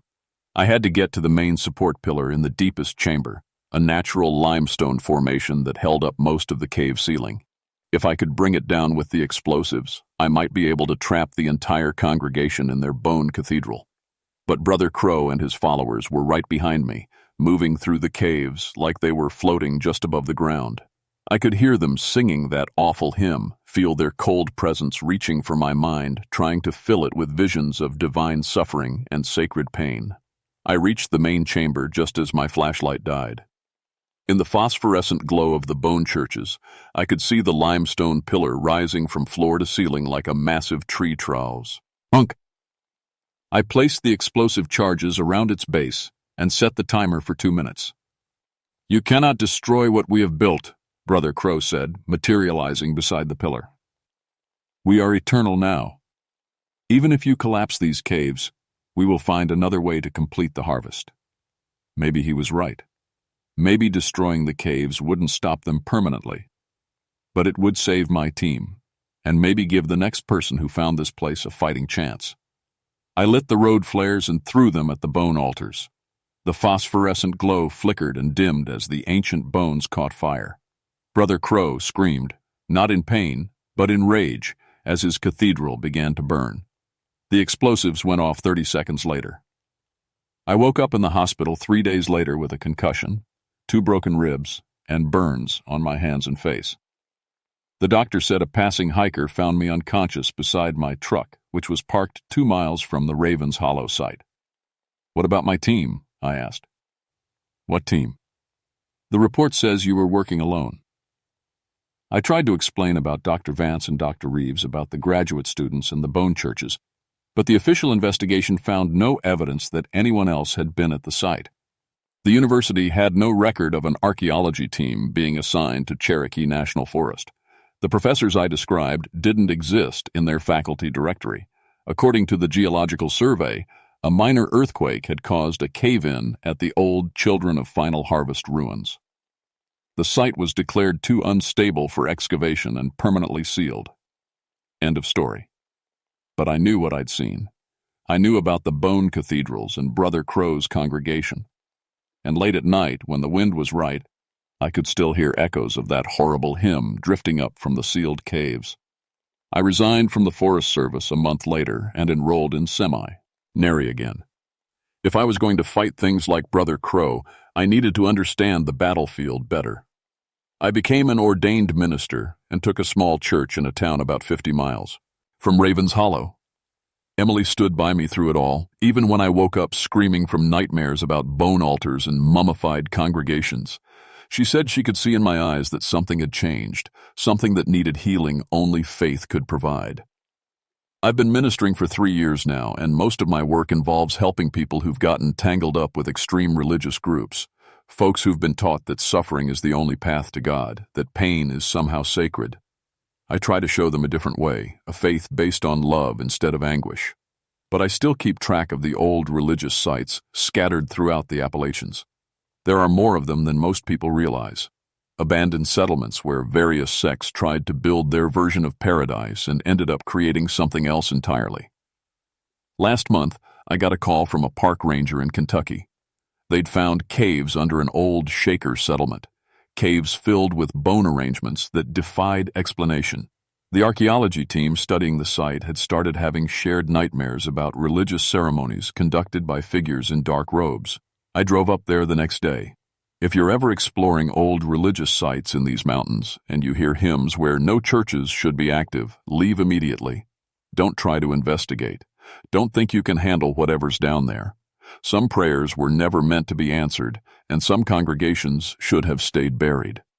The children of the final harvest thought they were building a bridge to heaven, but they opened a door to something much darker, something that feeds on the very faith it pretends to nurture.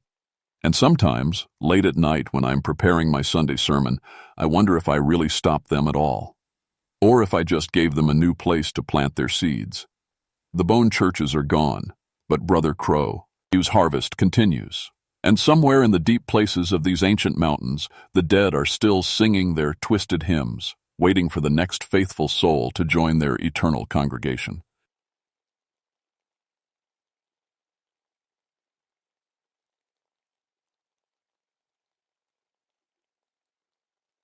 My name is Jeremiah Whitlock, and I've been a park ranger for 19 years.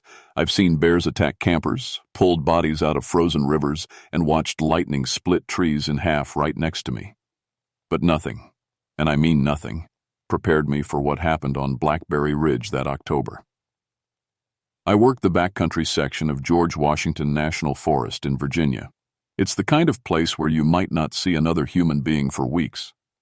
My job is maintaining the old trails and keeping the emergency shelters in working order. Most folks stick to the main trails closer to town, but someone has to check on the remote areas where hikers might get lost or hurt.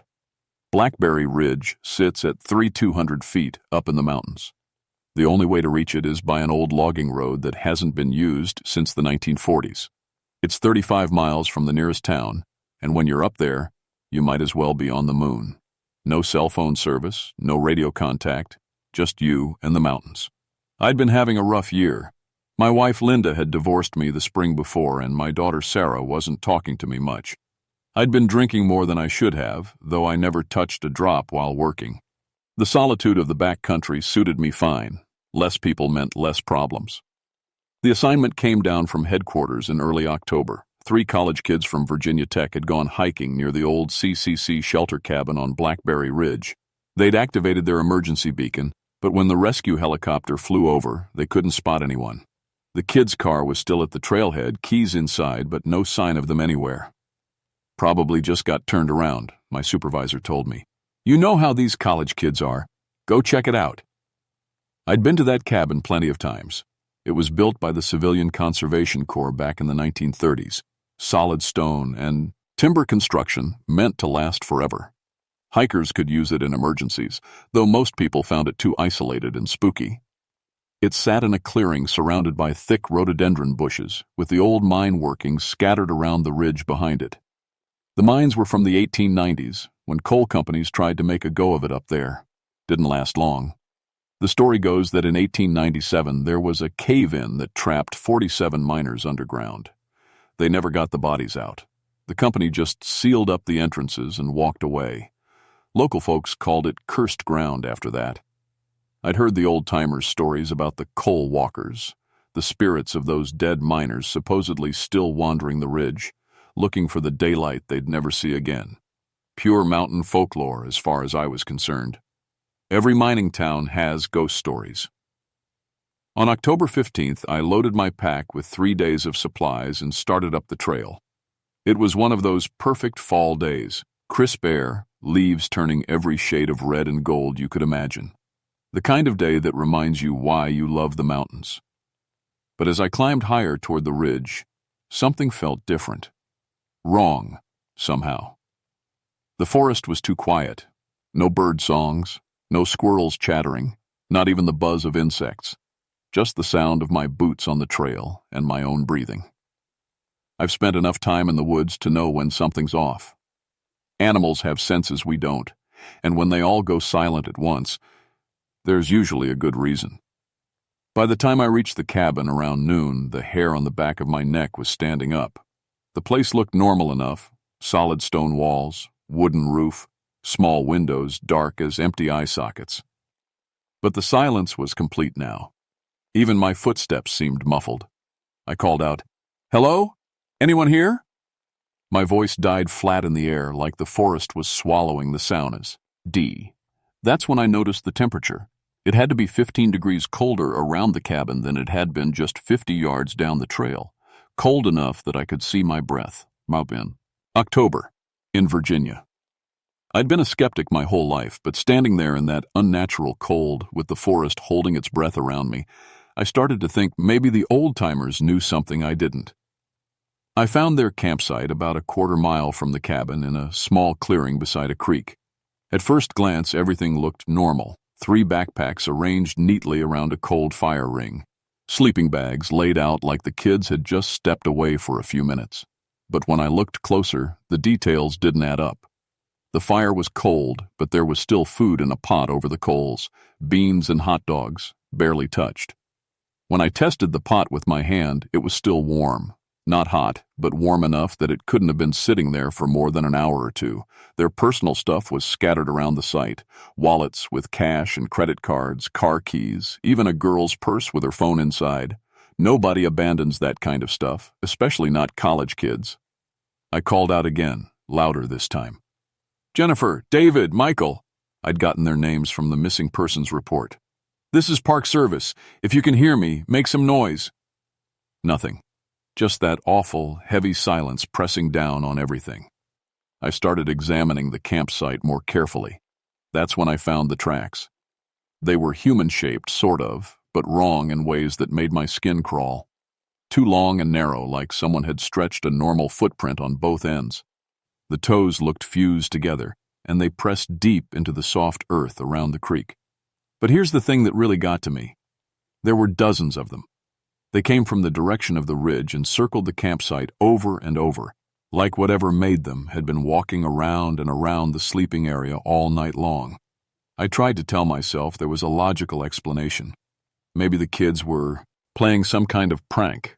Maybe they'd gotten scared and hiked out without their gear. Maybe the tracks belonged to some local mountain folk wearing homemade shoes. But deep down, I knew better. I followed the tracks as they led away from the campsite. They headed straight up toward the ridge, toward the old mine workings. About halfway up the slope, I found something that stopped me cold. 3 backpacks hanging from tree branches, 20 feet off the ground. There was no way to reach them without climbing gear.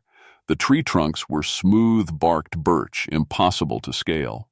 But there they were, arranged in a perfect triangle, all pointing toward the ridge like arrows showing the way.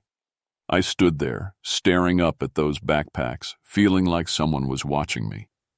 The forest was still dead quiet, but now I could smell something on the wind. Coal dust and something else. Something that reminded me of the time I'd found a deer that had been dead for weeks. My radio crackled with static, which was weird because I shouldn't have been getting any signal at all up there.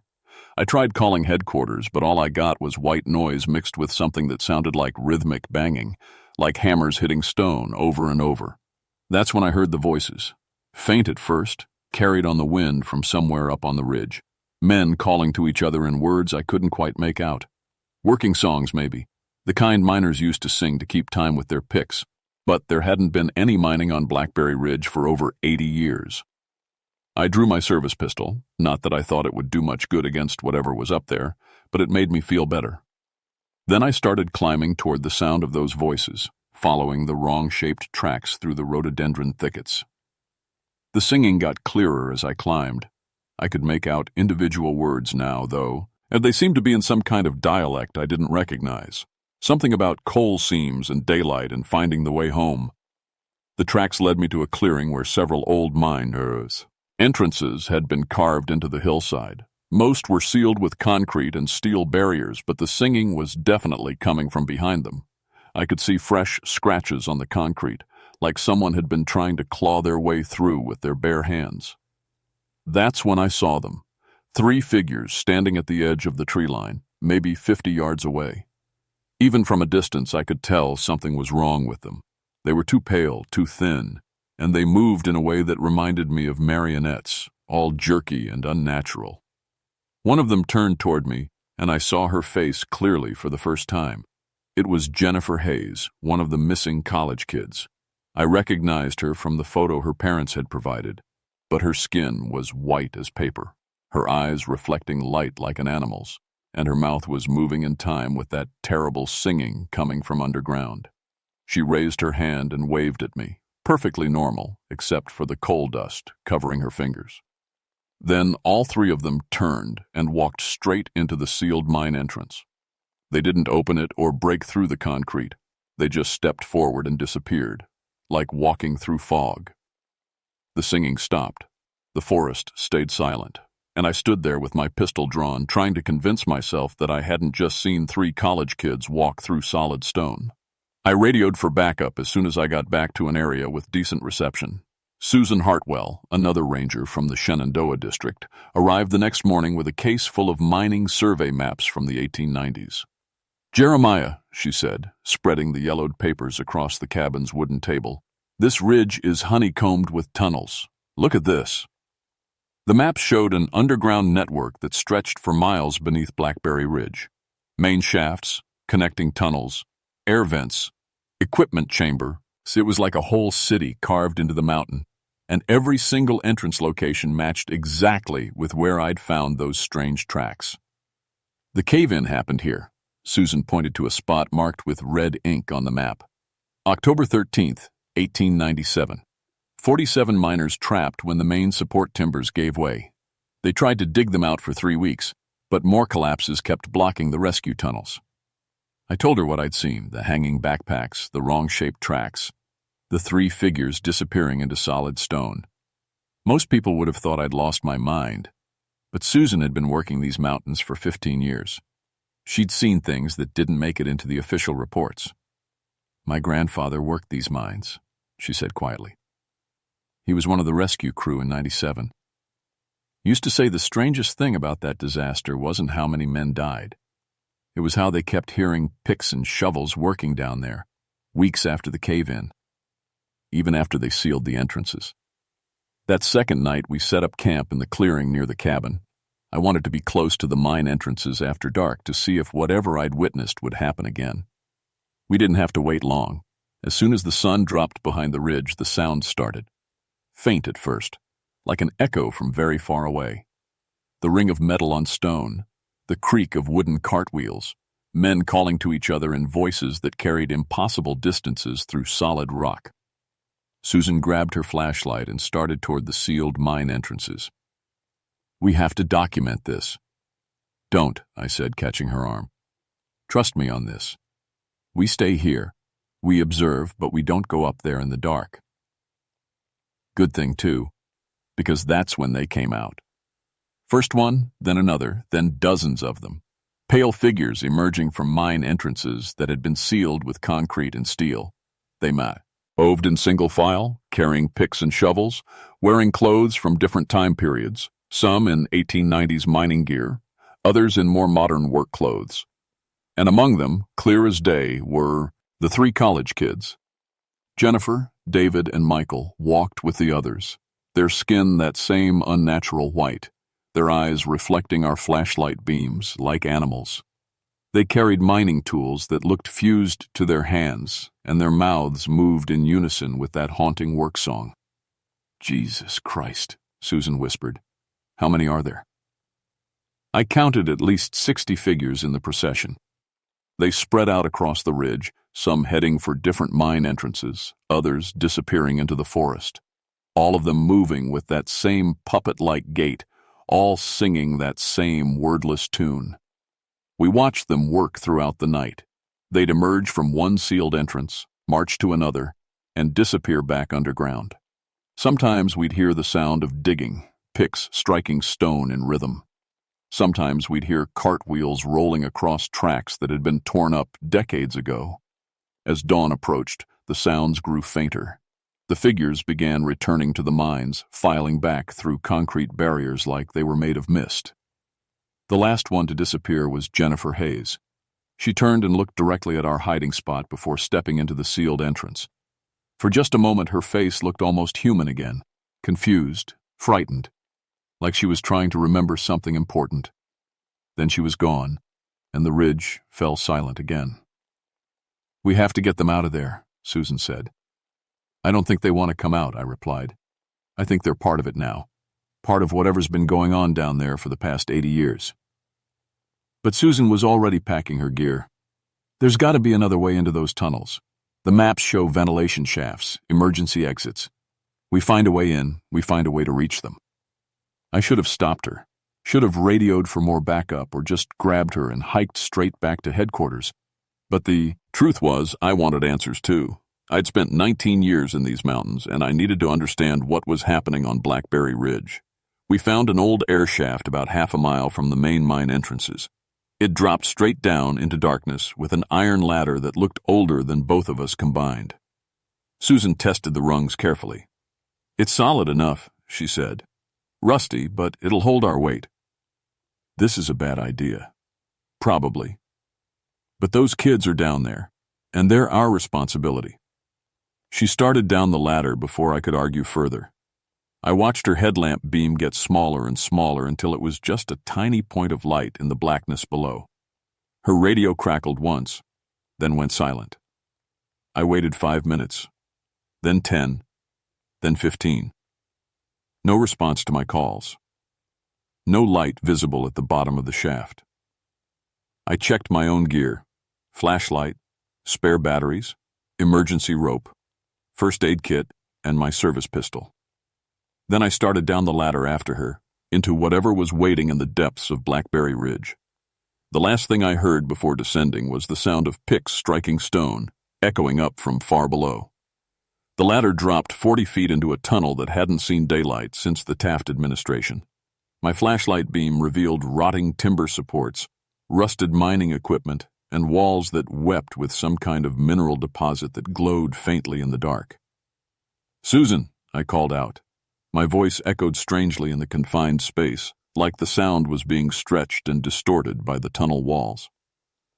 I found her headlamp first, lying smashed on the rocky floor about 30 yards from the ladder. No sign of her anywhere, but the tunnel stretched in both directions, branching off into side passages that my light couldn't penetrate. That's when I heard the singing again, much clearer now. It was coming from deeper in the thoughts, mine, along with the sound of metal striking stone. But this time I could make out the words, "Dig down, dig deep. The coal seam runs forever. Find the light, find the way. Though we see, the sun never brothers all, we work as one. Until the mountain's done, dig down, dig deep, till we find the morning sun." I followed the sound through a maze of connecting tunnels.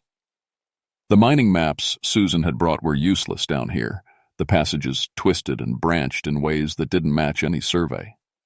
Some tunnels seemed to stretch on forever, while others dead-ended after just a few yards. More than once I found myself in chambers that couldn't possibly exist, carved out of solid rock with impossible precision. The air got colder as I went deeper. I could see my breath now, and frost was forming on the tunnel walls. The mineral deposits glowed brighter too, casting everything in a sickly green light that made my skin look dead. That's when I found the first body.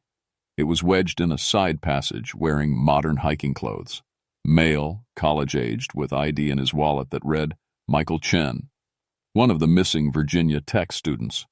But his skin was white as paper, and his eyes reflected my flashlight beam like mirrors. He was holding a mining pick in both hands, the handle worn smooth from use. When my light hit him, he turned his head toward me and smiled. "Found you," he said in a voice like grinding stone. "Been looking for someone to take the night shift." I backed away, but the tunnel behind me had changed. Where there had been a straight passage before, now there were 3 different branches, all leading in directions I hadn't come from. Michael stood up with movements like a broken doll, joints bending in ways they shouldn't. Coal dust fell from his clothes in little puffs. "The work never stops," he said, starting toward me. "Always more coal to dig, always deeper to go. The foreman says we're close to breaking through, close to finding daylight." I drew my pistol, though I doubted bullets would stop whatever he'd become. "Where's Susan? Where's Ra? And your Hartwell?" "She's with the others, learning the songs, learning the work. You'll like it down here. Nobody bothers you, nobody asks questions. Just dig and dig and dig until you find what you're looking for." He swung the pick at me, moving faster than anything had a right to move. I dodged sideways and the metal head sparked against the stone wall. In the brief flash of light, I saw things that hadn't been there before. Dozens of figures standing in the side passages, all holding mining tools, all watching with those terrible reflecting eyes. I ran. The tunnels twisted around me like a living thing, passages opening and closing, walls shifting when I wasn't looking directly at them. I could hear them behind me. Not just Michael, but all of them, marching in formation, singing that horrible work song. I stumbled into a larger chamber and found Susan. She was standing with her back to me, holding a pickaxe, swinging it rhythmically against a wall of coal. Her skin had that same deathly pallor, and coal dust covered her from head to toe. When she turned around, her eyes reflected my flashlight beam. "Jeremiah," she said, and her voice sounded almost normal. Almost. "You shouldn't have come down here. Susan, we need to get out of here. This place isn't natural. It's doing something to people, changing them." She shook her head sadly. "You don't understand. This is important work. The most important work in the world. We're so close to breaking through, so close to finding the surface. Just need to keep digging. You're not thinking straight. Something down here is messing with your mind." "My mind is clearer than it's ever been," she said, raising the pickaxe. "I know what I'm supposed to do now. I know my purpose." That's when I saw them all around me. Every missing person from the past 80 years, standing in the shadows of the chamber. Men in 1890s mining gear, their faces gaunt with starvation. Hikers from the 1960s, still wearing their flower power clothes but with eyes like empty holes. The three Virginia Tech students standing together like they were posing for a class photo. And at the center of them all, a figure in a foreman's uniform from the 1890s, holding a lantern that cast no light. "Welcome to the company," he said in a voice like rustling leaves. "Been needing new workers. The old ones, they sometimes remember the surface world, lose focus on the work. But you'll do fine. You'll dig deep and true, like a good company man should." I understood then. The mine disaster of 1897 hadn't just trapped bodies underground. It had trapped souls. The miners' desperate need to dig their way out, to find daylight again, had become a supernatural compulsion that infected anyone who stayed too long in the tunnels. "The work must continue," the foreman said, stepping closer. "The coal seam runs forever, and we must follow it. Dig down, dig deep, until we find the morning sun." I had one chance. The emergency flares in my pack were designed for cave rescues, but they burned hot enough to ignite timber supports. If I could bring down part of the tunnel system, maybe I could disrupt whatever force was keeping these souls trapped underground. I pulled the pin on the first flare and threw it at the nearest wooden support beam. The ancient timber caught fire immediately, and the hollow men recoiled from the sudden bright light.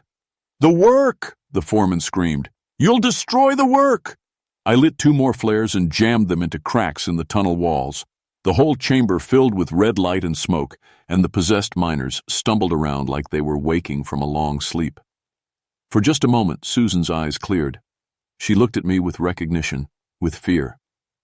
"Jeremiah," she whispered, "get out. Get out now, before—" Then the ceiling started coming down. I made it to the air shaft as the tunnel system collapsed behind me. The ladder rungs cut into my hands as I climbed, and chunks of rock fell past me and to the darkness below. Behind me I could hear the hollow men screaming, not in anger, but in something that might have been relief. When I reached the surface, the sun was rising over Blackberry Ridge. For the first time in days, I heard birds singing. The mine entrances had caved in completely. Where once there had been sealed concrete barriers, now there were just piles of rock and timber. The sound of picks striking stone had finally stopped. I hiked back to the trailhead and radioed headquarters. Told them there'd been a mining accident, that Ranger Hartwell and the 3 missing students had been caught in a cave-in. The geological survey team that investigated later confirmed the tunnels were too unstable for rescue operations. Susan Hartwell, Jennifer Hayes, David Kowalski, and Michael Chen were officially listed as casualties of an underground structural collapse. Their families got death benefits and burial plots with empty coffins. I never mentioned the hollow men in my report. I transferred to Great Smoky Mountains National Park a month later. Couldn't stand being underground anymore, not even in a basement or a subway tunnel. Started drinking heavily to quiet the sound of picks and shovels that I still heard in my dreams. But sometimes, on quiet nights when the wind is just right, I think about what the old foreman said. About coal seams that run forever, about work that must continue, about miners who died looking for daylight they'll never see. The Appalachian Mountains are full of old mines, hundreds of them, maybe thousands, and mining accidents happened all the time back in those days. Cave-ins, explosions, floods that trapped whole crews underground with no hope of rescue. How many Blackberry Ridges are there out there? How many places where the dead keep working, keep digging, keep singing their terrible songs while they wait for someone to join their company? I don't know. But I'll tell you this. If you're ever hiking in old mining country and you hear the sound of pickaxes where no mines should be operating, turn around and walk away. Some work was never meant to be finished, and some lights were never meant to be found.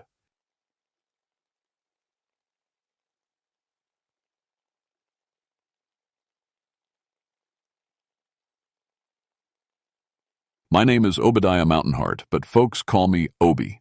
I've been a park ranger in the Daniel Boone National Forest for 15 years now, and I thought I'd seen everything these Kentucky mountains could throw at me. I was wrong. People always ask how a mountain heart ended up working for the law instead of running from it. Truth is, my family's been making moonshine in these hills for 4 generations. My great-granddaddy started during Prohibition, and we kept at it long after the law changed. It was all we knew. That changed 12 years ago when our family still exploded. Killed my cousins Jake and Bobby in a flash of copper and flame. I was supposed to be there that night, but Grace, my fiancée now, had convinced me to go to church instead. When I heard that blast echo through the valley, I knew my moonshining days were over. Grace's daddy is the Baptist minister in town. Good man who never judged my family's past.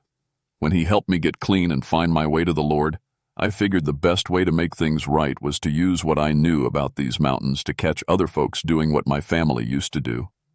Been tracking down illegal stills ever since.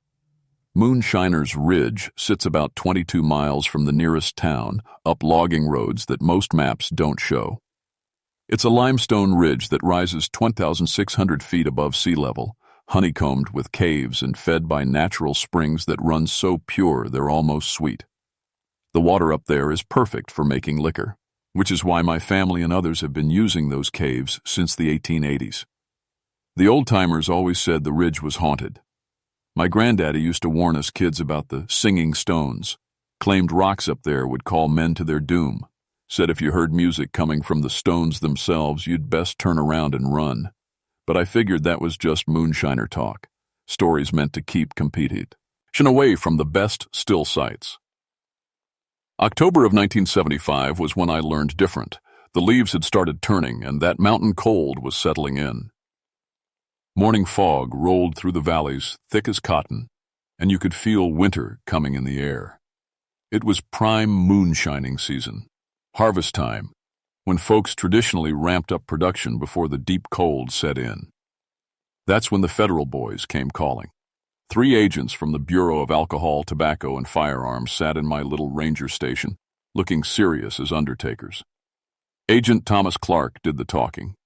He was a thin man with careful eyes who'd been chasing moonshiners for 20 years. We've got intelligence that someone's fired up a major operation on Moonshiner's Ridge, he said. First activity we've seen up there in a decade. We need someone who knows those caves to help us plan a raid. I nodded.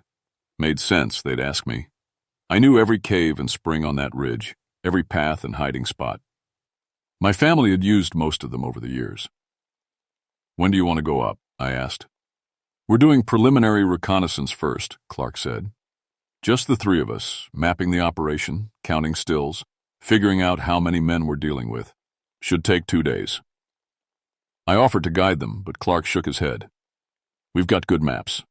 You just be ready to go in with the raid team once we know what we're facing.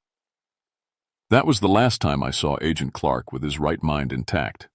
They headed up the ridge on a Tuesday morning. Clear skies, good weather for hiking. The plan was simple. Radio check every 4 hours, back by Thursday evening. When Thursday came and went with no word, I started to worry. When Friday morning arrived with still no contact, I knew something had gone wrong. I tried raising them on the radio all morning, nothing but static and something else. Something that sounded almost like music.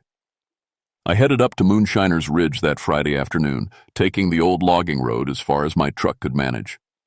The last mile I had to hike, following game, trails and moonshine paths I'd learned as a boy. The higher I climbed, the quieter everything got. No birds singing, no squirrels chattering. Even the wind seemed hushed.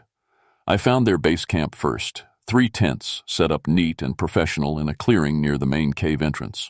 Coffee pots still sitting on cold ashes, sleeping bags laid out like they expected to come back.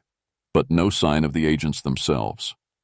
Their radio equipment was stacked on a folding table, batteries showing full charge.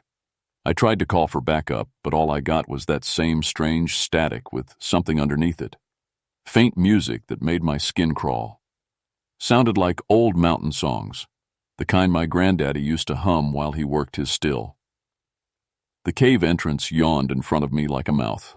I'd been in there plenty of times as a kid, exploring with Jake and Bobby. It was a big system, passages branching off in all directions, some leading to underground streams, others to dead ends. Perfect place to hide a moonshine operation. I grabbed my flashlight and headed in. The first thing I noticed was the smell. Not the sharp scent of fermenting mash I expected, but something sweeter. Like corn liquor, so pure it barely had any smell at all. And under that, something else. Old copper, cold stone, and something I couldn't place.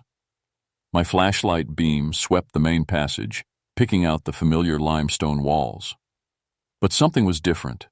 The rock seemed to shimmer in places, like light was caught inside it. When I got closer, I saw crystals growing from the cave walls. Not the small formations I remembered, but big clusters that looked almost like glass. That's when I heard the music. It started soft, just a whisper of melody that seemed to come from the stones themselves. Old mountain ballads, the kind moonshiners used to sing while they waited for their runs to finish. My granddaddy's voice, clear as day, humming Copper Kettle like he used to when I was small. I shook my head, telling myself it was just the cave playing tricks. Sound can do funny things in limestone, echoing and bouncing until you hear voices in the wind.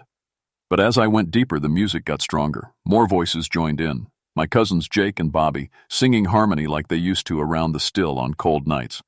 Just cave echoes, I said out loud, but my voice sounded thin and scared. I followed the main passage deeper into the ridge. The music pulled me along, always just around the next bend, always a little clearer ahead. My flashlight started to dim, but I couldn't understand why. The batteries were fresh that morning. That's when I found Agent Clark. He was sitting in a side chamber, tending to the prettiest moonshine still I'd ever seen. Copper gleaming like new money, steam rising from the works, corn mash bubbling in barrels that looked older than my granddaddy. Clark had his sleeves rolled up and was checking the temperature of the worm, the coiled copper tube that cooled the liquor vapor back into liquid. "Agent Clark?" I called. He looked up and smiled, but his eyes were distant. "Obi, good to see you, partner. Come look at this setup. Most beautiful operation I've ever seen." I stepped into the chamber, my flashlight beam sweeping over equipment that made no sense. The still was massive, way bigger than anything I'd seen before, but it was old. The copper was green with age in places, the wood stained dark with years of use. Yet everything was working, steam rising, liquor dripping clear as water into glass jugs. "Clark, where are the other agents? You missed your radio check." He looked confused. "Other agents? I've been working with my partners for... How long have I been here?" 3 days, Clark. You went missing 3 days ago." He laughed, but it sounded hollow. 3 days? Feels like I've been here for months, learning the trade from the masters. Look at this liquor, Obi. Taste it." He held out a mason jar filled with clear liquid that seemed to glow in the dim light. Against my better judgment, I took a sip. It was the smoothest moonshine I'd ever tasted. No burn, no harsh bite, just pure warmth that spread through my chest like sunshine. But there was something wrong with it. As soon as it hit my stomach, I heard the voices clearer, my granddaddy calling my name, Jake and Bobby laughing together, and underneath it all, someone else, an older voice, commanding and strong. "Join us, boy," the voice said. "Come learn the real trade." I backed away from Clark, who was still smiling that empty smile. "Where are the other agents?" "Around here somewhere," he said, waving vaguely at the cave walls. "We're all learning together. The masters are teaching us things we never knew about making shine. Secret methods, special ingredients." The voices in my head got stronger. I could almost see shapes moving in the shadows beyond my flashlight beam, figures in old mountain clothes tending to stills and stirring mash. But when I pointed my light at them directly, nothing was there. "Clark, we need to get out of here. Something's wrong with this place."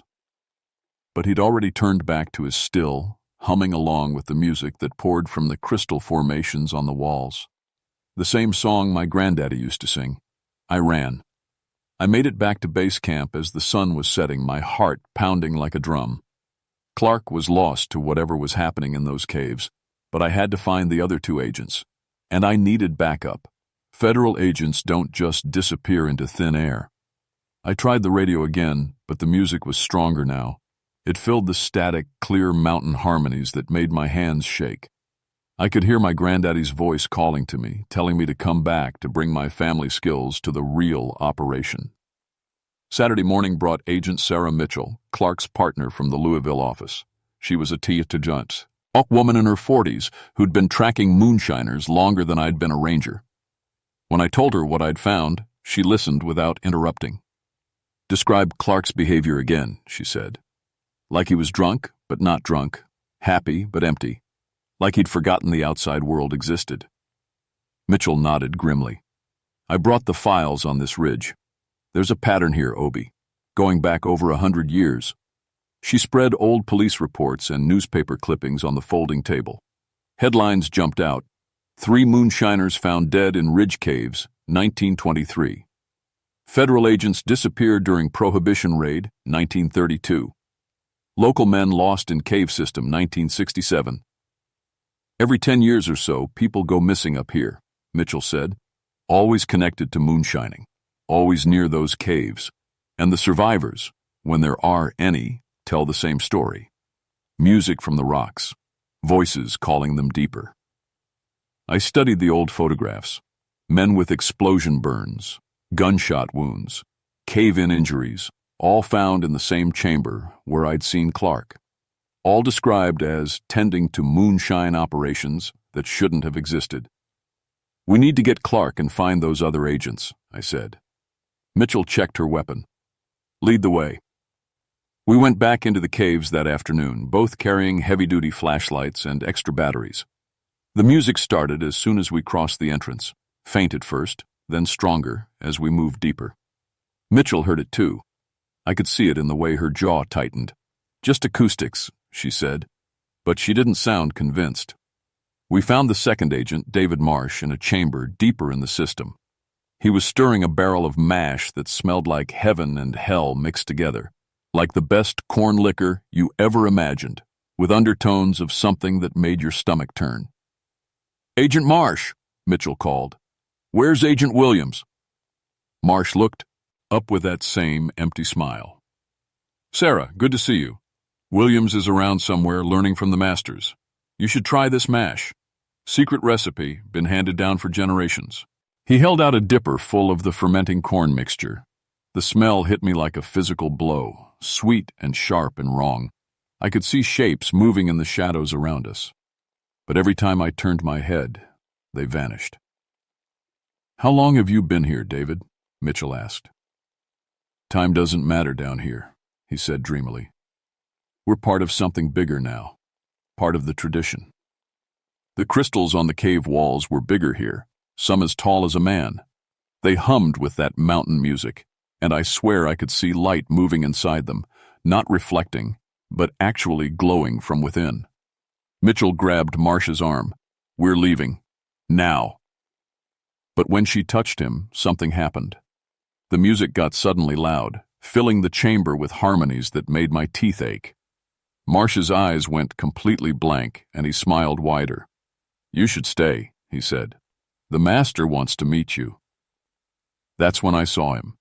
He stood at the far end of the chamber, a tall man in overalls and a worn hat, with burns covering half his face.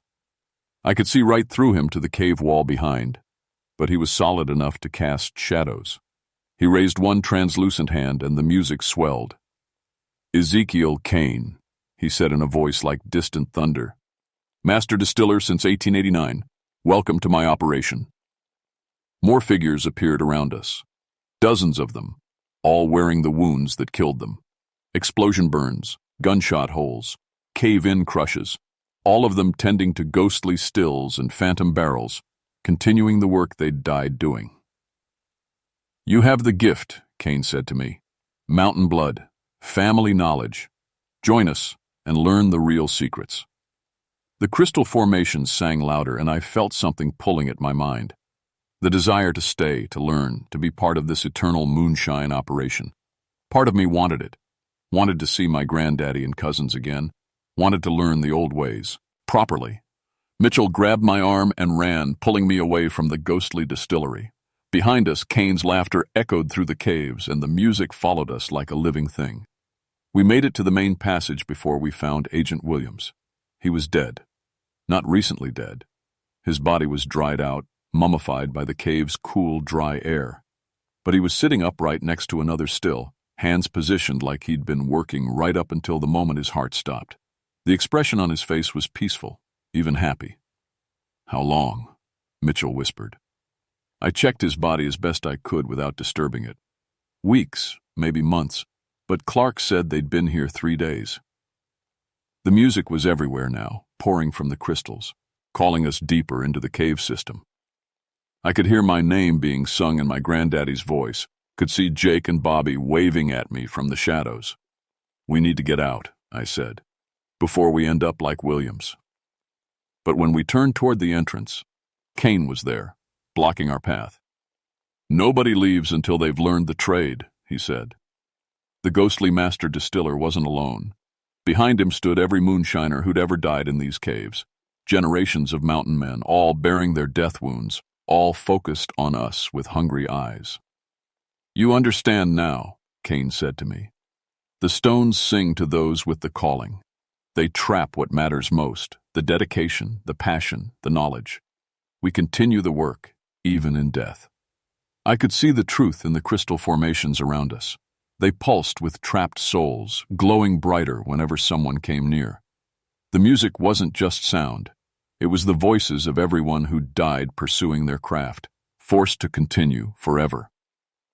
The ridge chose this place, Kane explained. Something in the limestone, something in the water. When a man dies doing what he loves most, the stew. Let's hold on to that love. Keep him working. Mitchell raised her gun, but the bullets passed right through the ghosts. They laughed, a sound like wind through empty bottles. You can't shoot the dead, Kane said. But you can join them. The crystals sang louder, and I felt my resolve weakening. Part of me wanted to give in, to learn the secrets these spirits could teach, to see my family again, to become part of something eternal. But I thought of Grace waiting for me, of the life we were building together, of the vows I'd made to leave my family's illegal past behind. No, I said.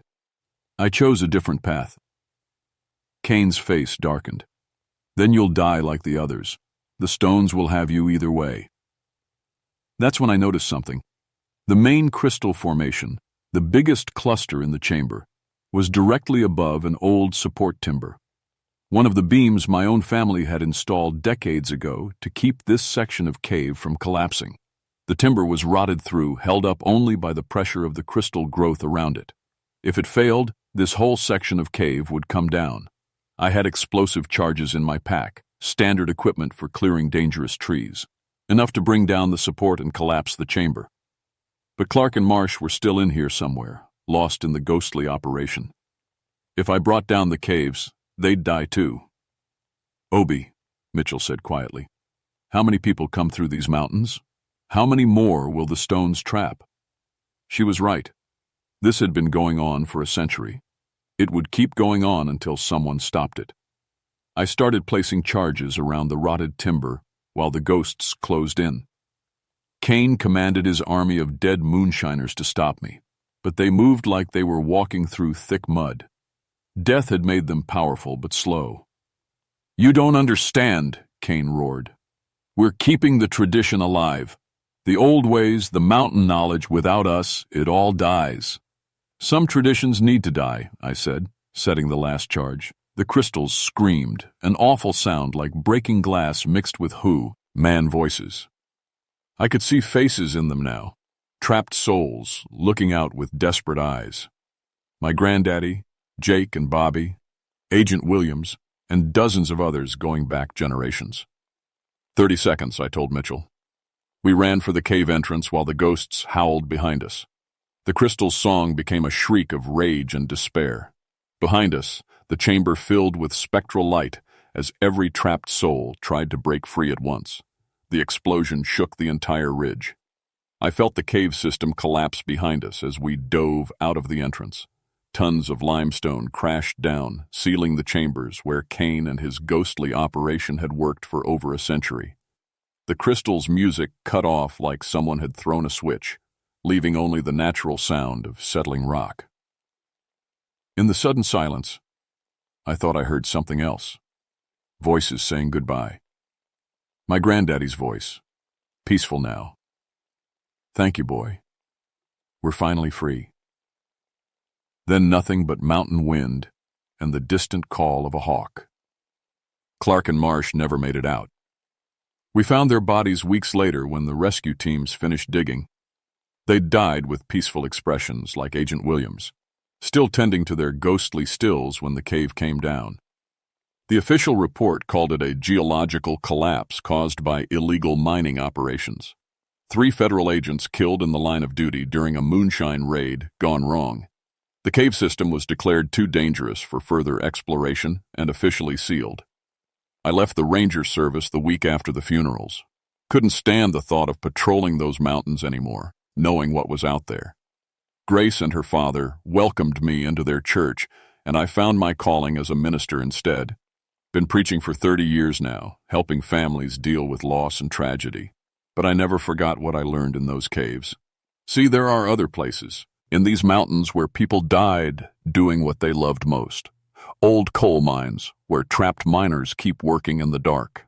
Abandoned textile mills, where dead seamstresses still tend their machines. Even a few farms where ghostly families continue planting and harvesting crops that never grow. The Appalachians are full of such dedication it becomes supernatural. People so tied to their work, their traditions, their way of life, that not even death can break those bonds. And in places where the earth is just right, where limestone and underground water create the perfect conditions, those bonds can trap souls for generations. I've helped other families deal with similar situations. A coal mining family whose dead patriarch kept calling his sons into a collapsed shaft. Mill workers who heard phantom looms calling them back to abandoned factories. Always the same pattern, the dead continuing their work, trying to recruit the living to join them. The key is breaking the hold before it gets too strong, before the living start believing they belong with the dead. Most times it works. Sometimes, like with those federal agents, we're too late. But the worst part isn't the ghosts themselves, it's the temptation they offer, the promise of meaning, of belonging, of being part of something bigger than yourself. When you're lost or hurting or searching for purpose, that call can be powerful, hard to resist. I think about Agent Clark sometimes, smiling as he tended that perfect still. Part of me still wonders what secrets those ghostly masters could have taught. What knowledge died with them when the cave came down. That's the real horror.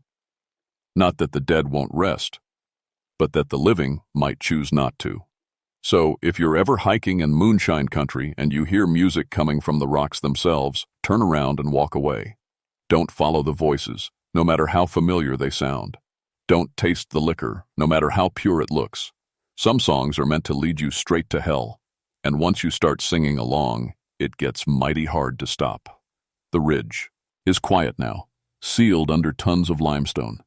But sometimes, on foggy October mornings when the conditions are just right, hikers report hearing faint music drifting down from the heights.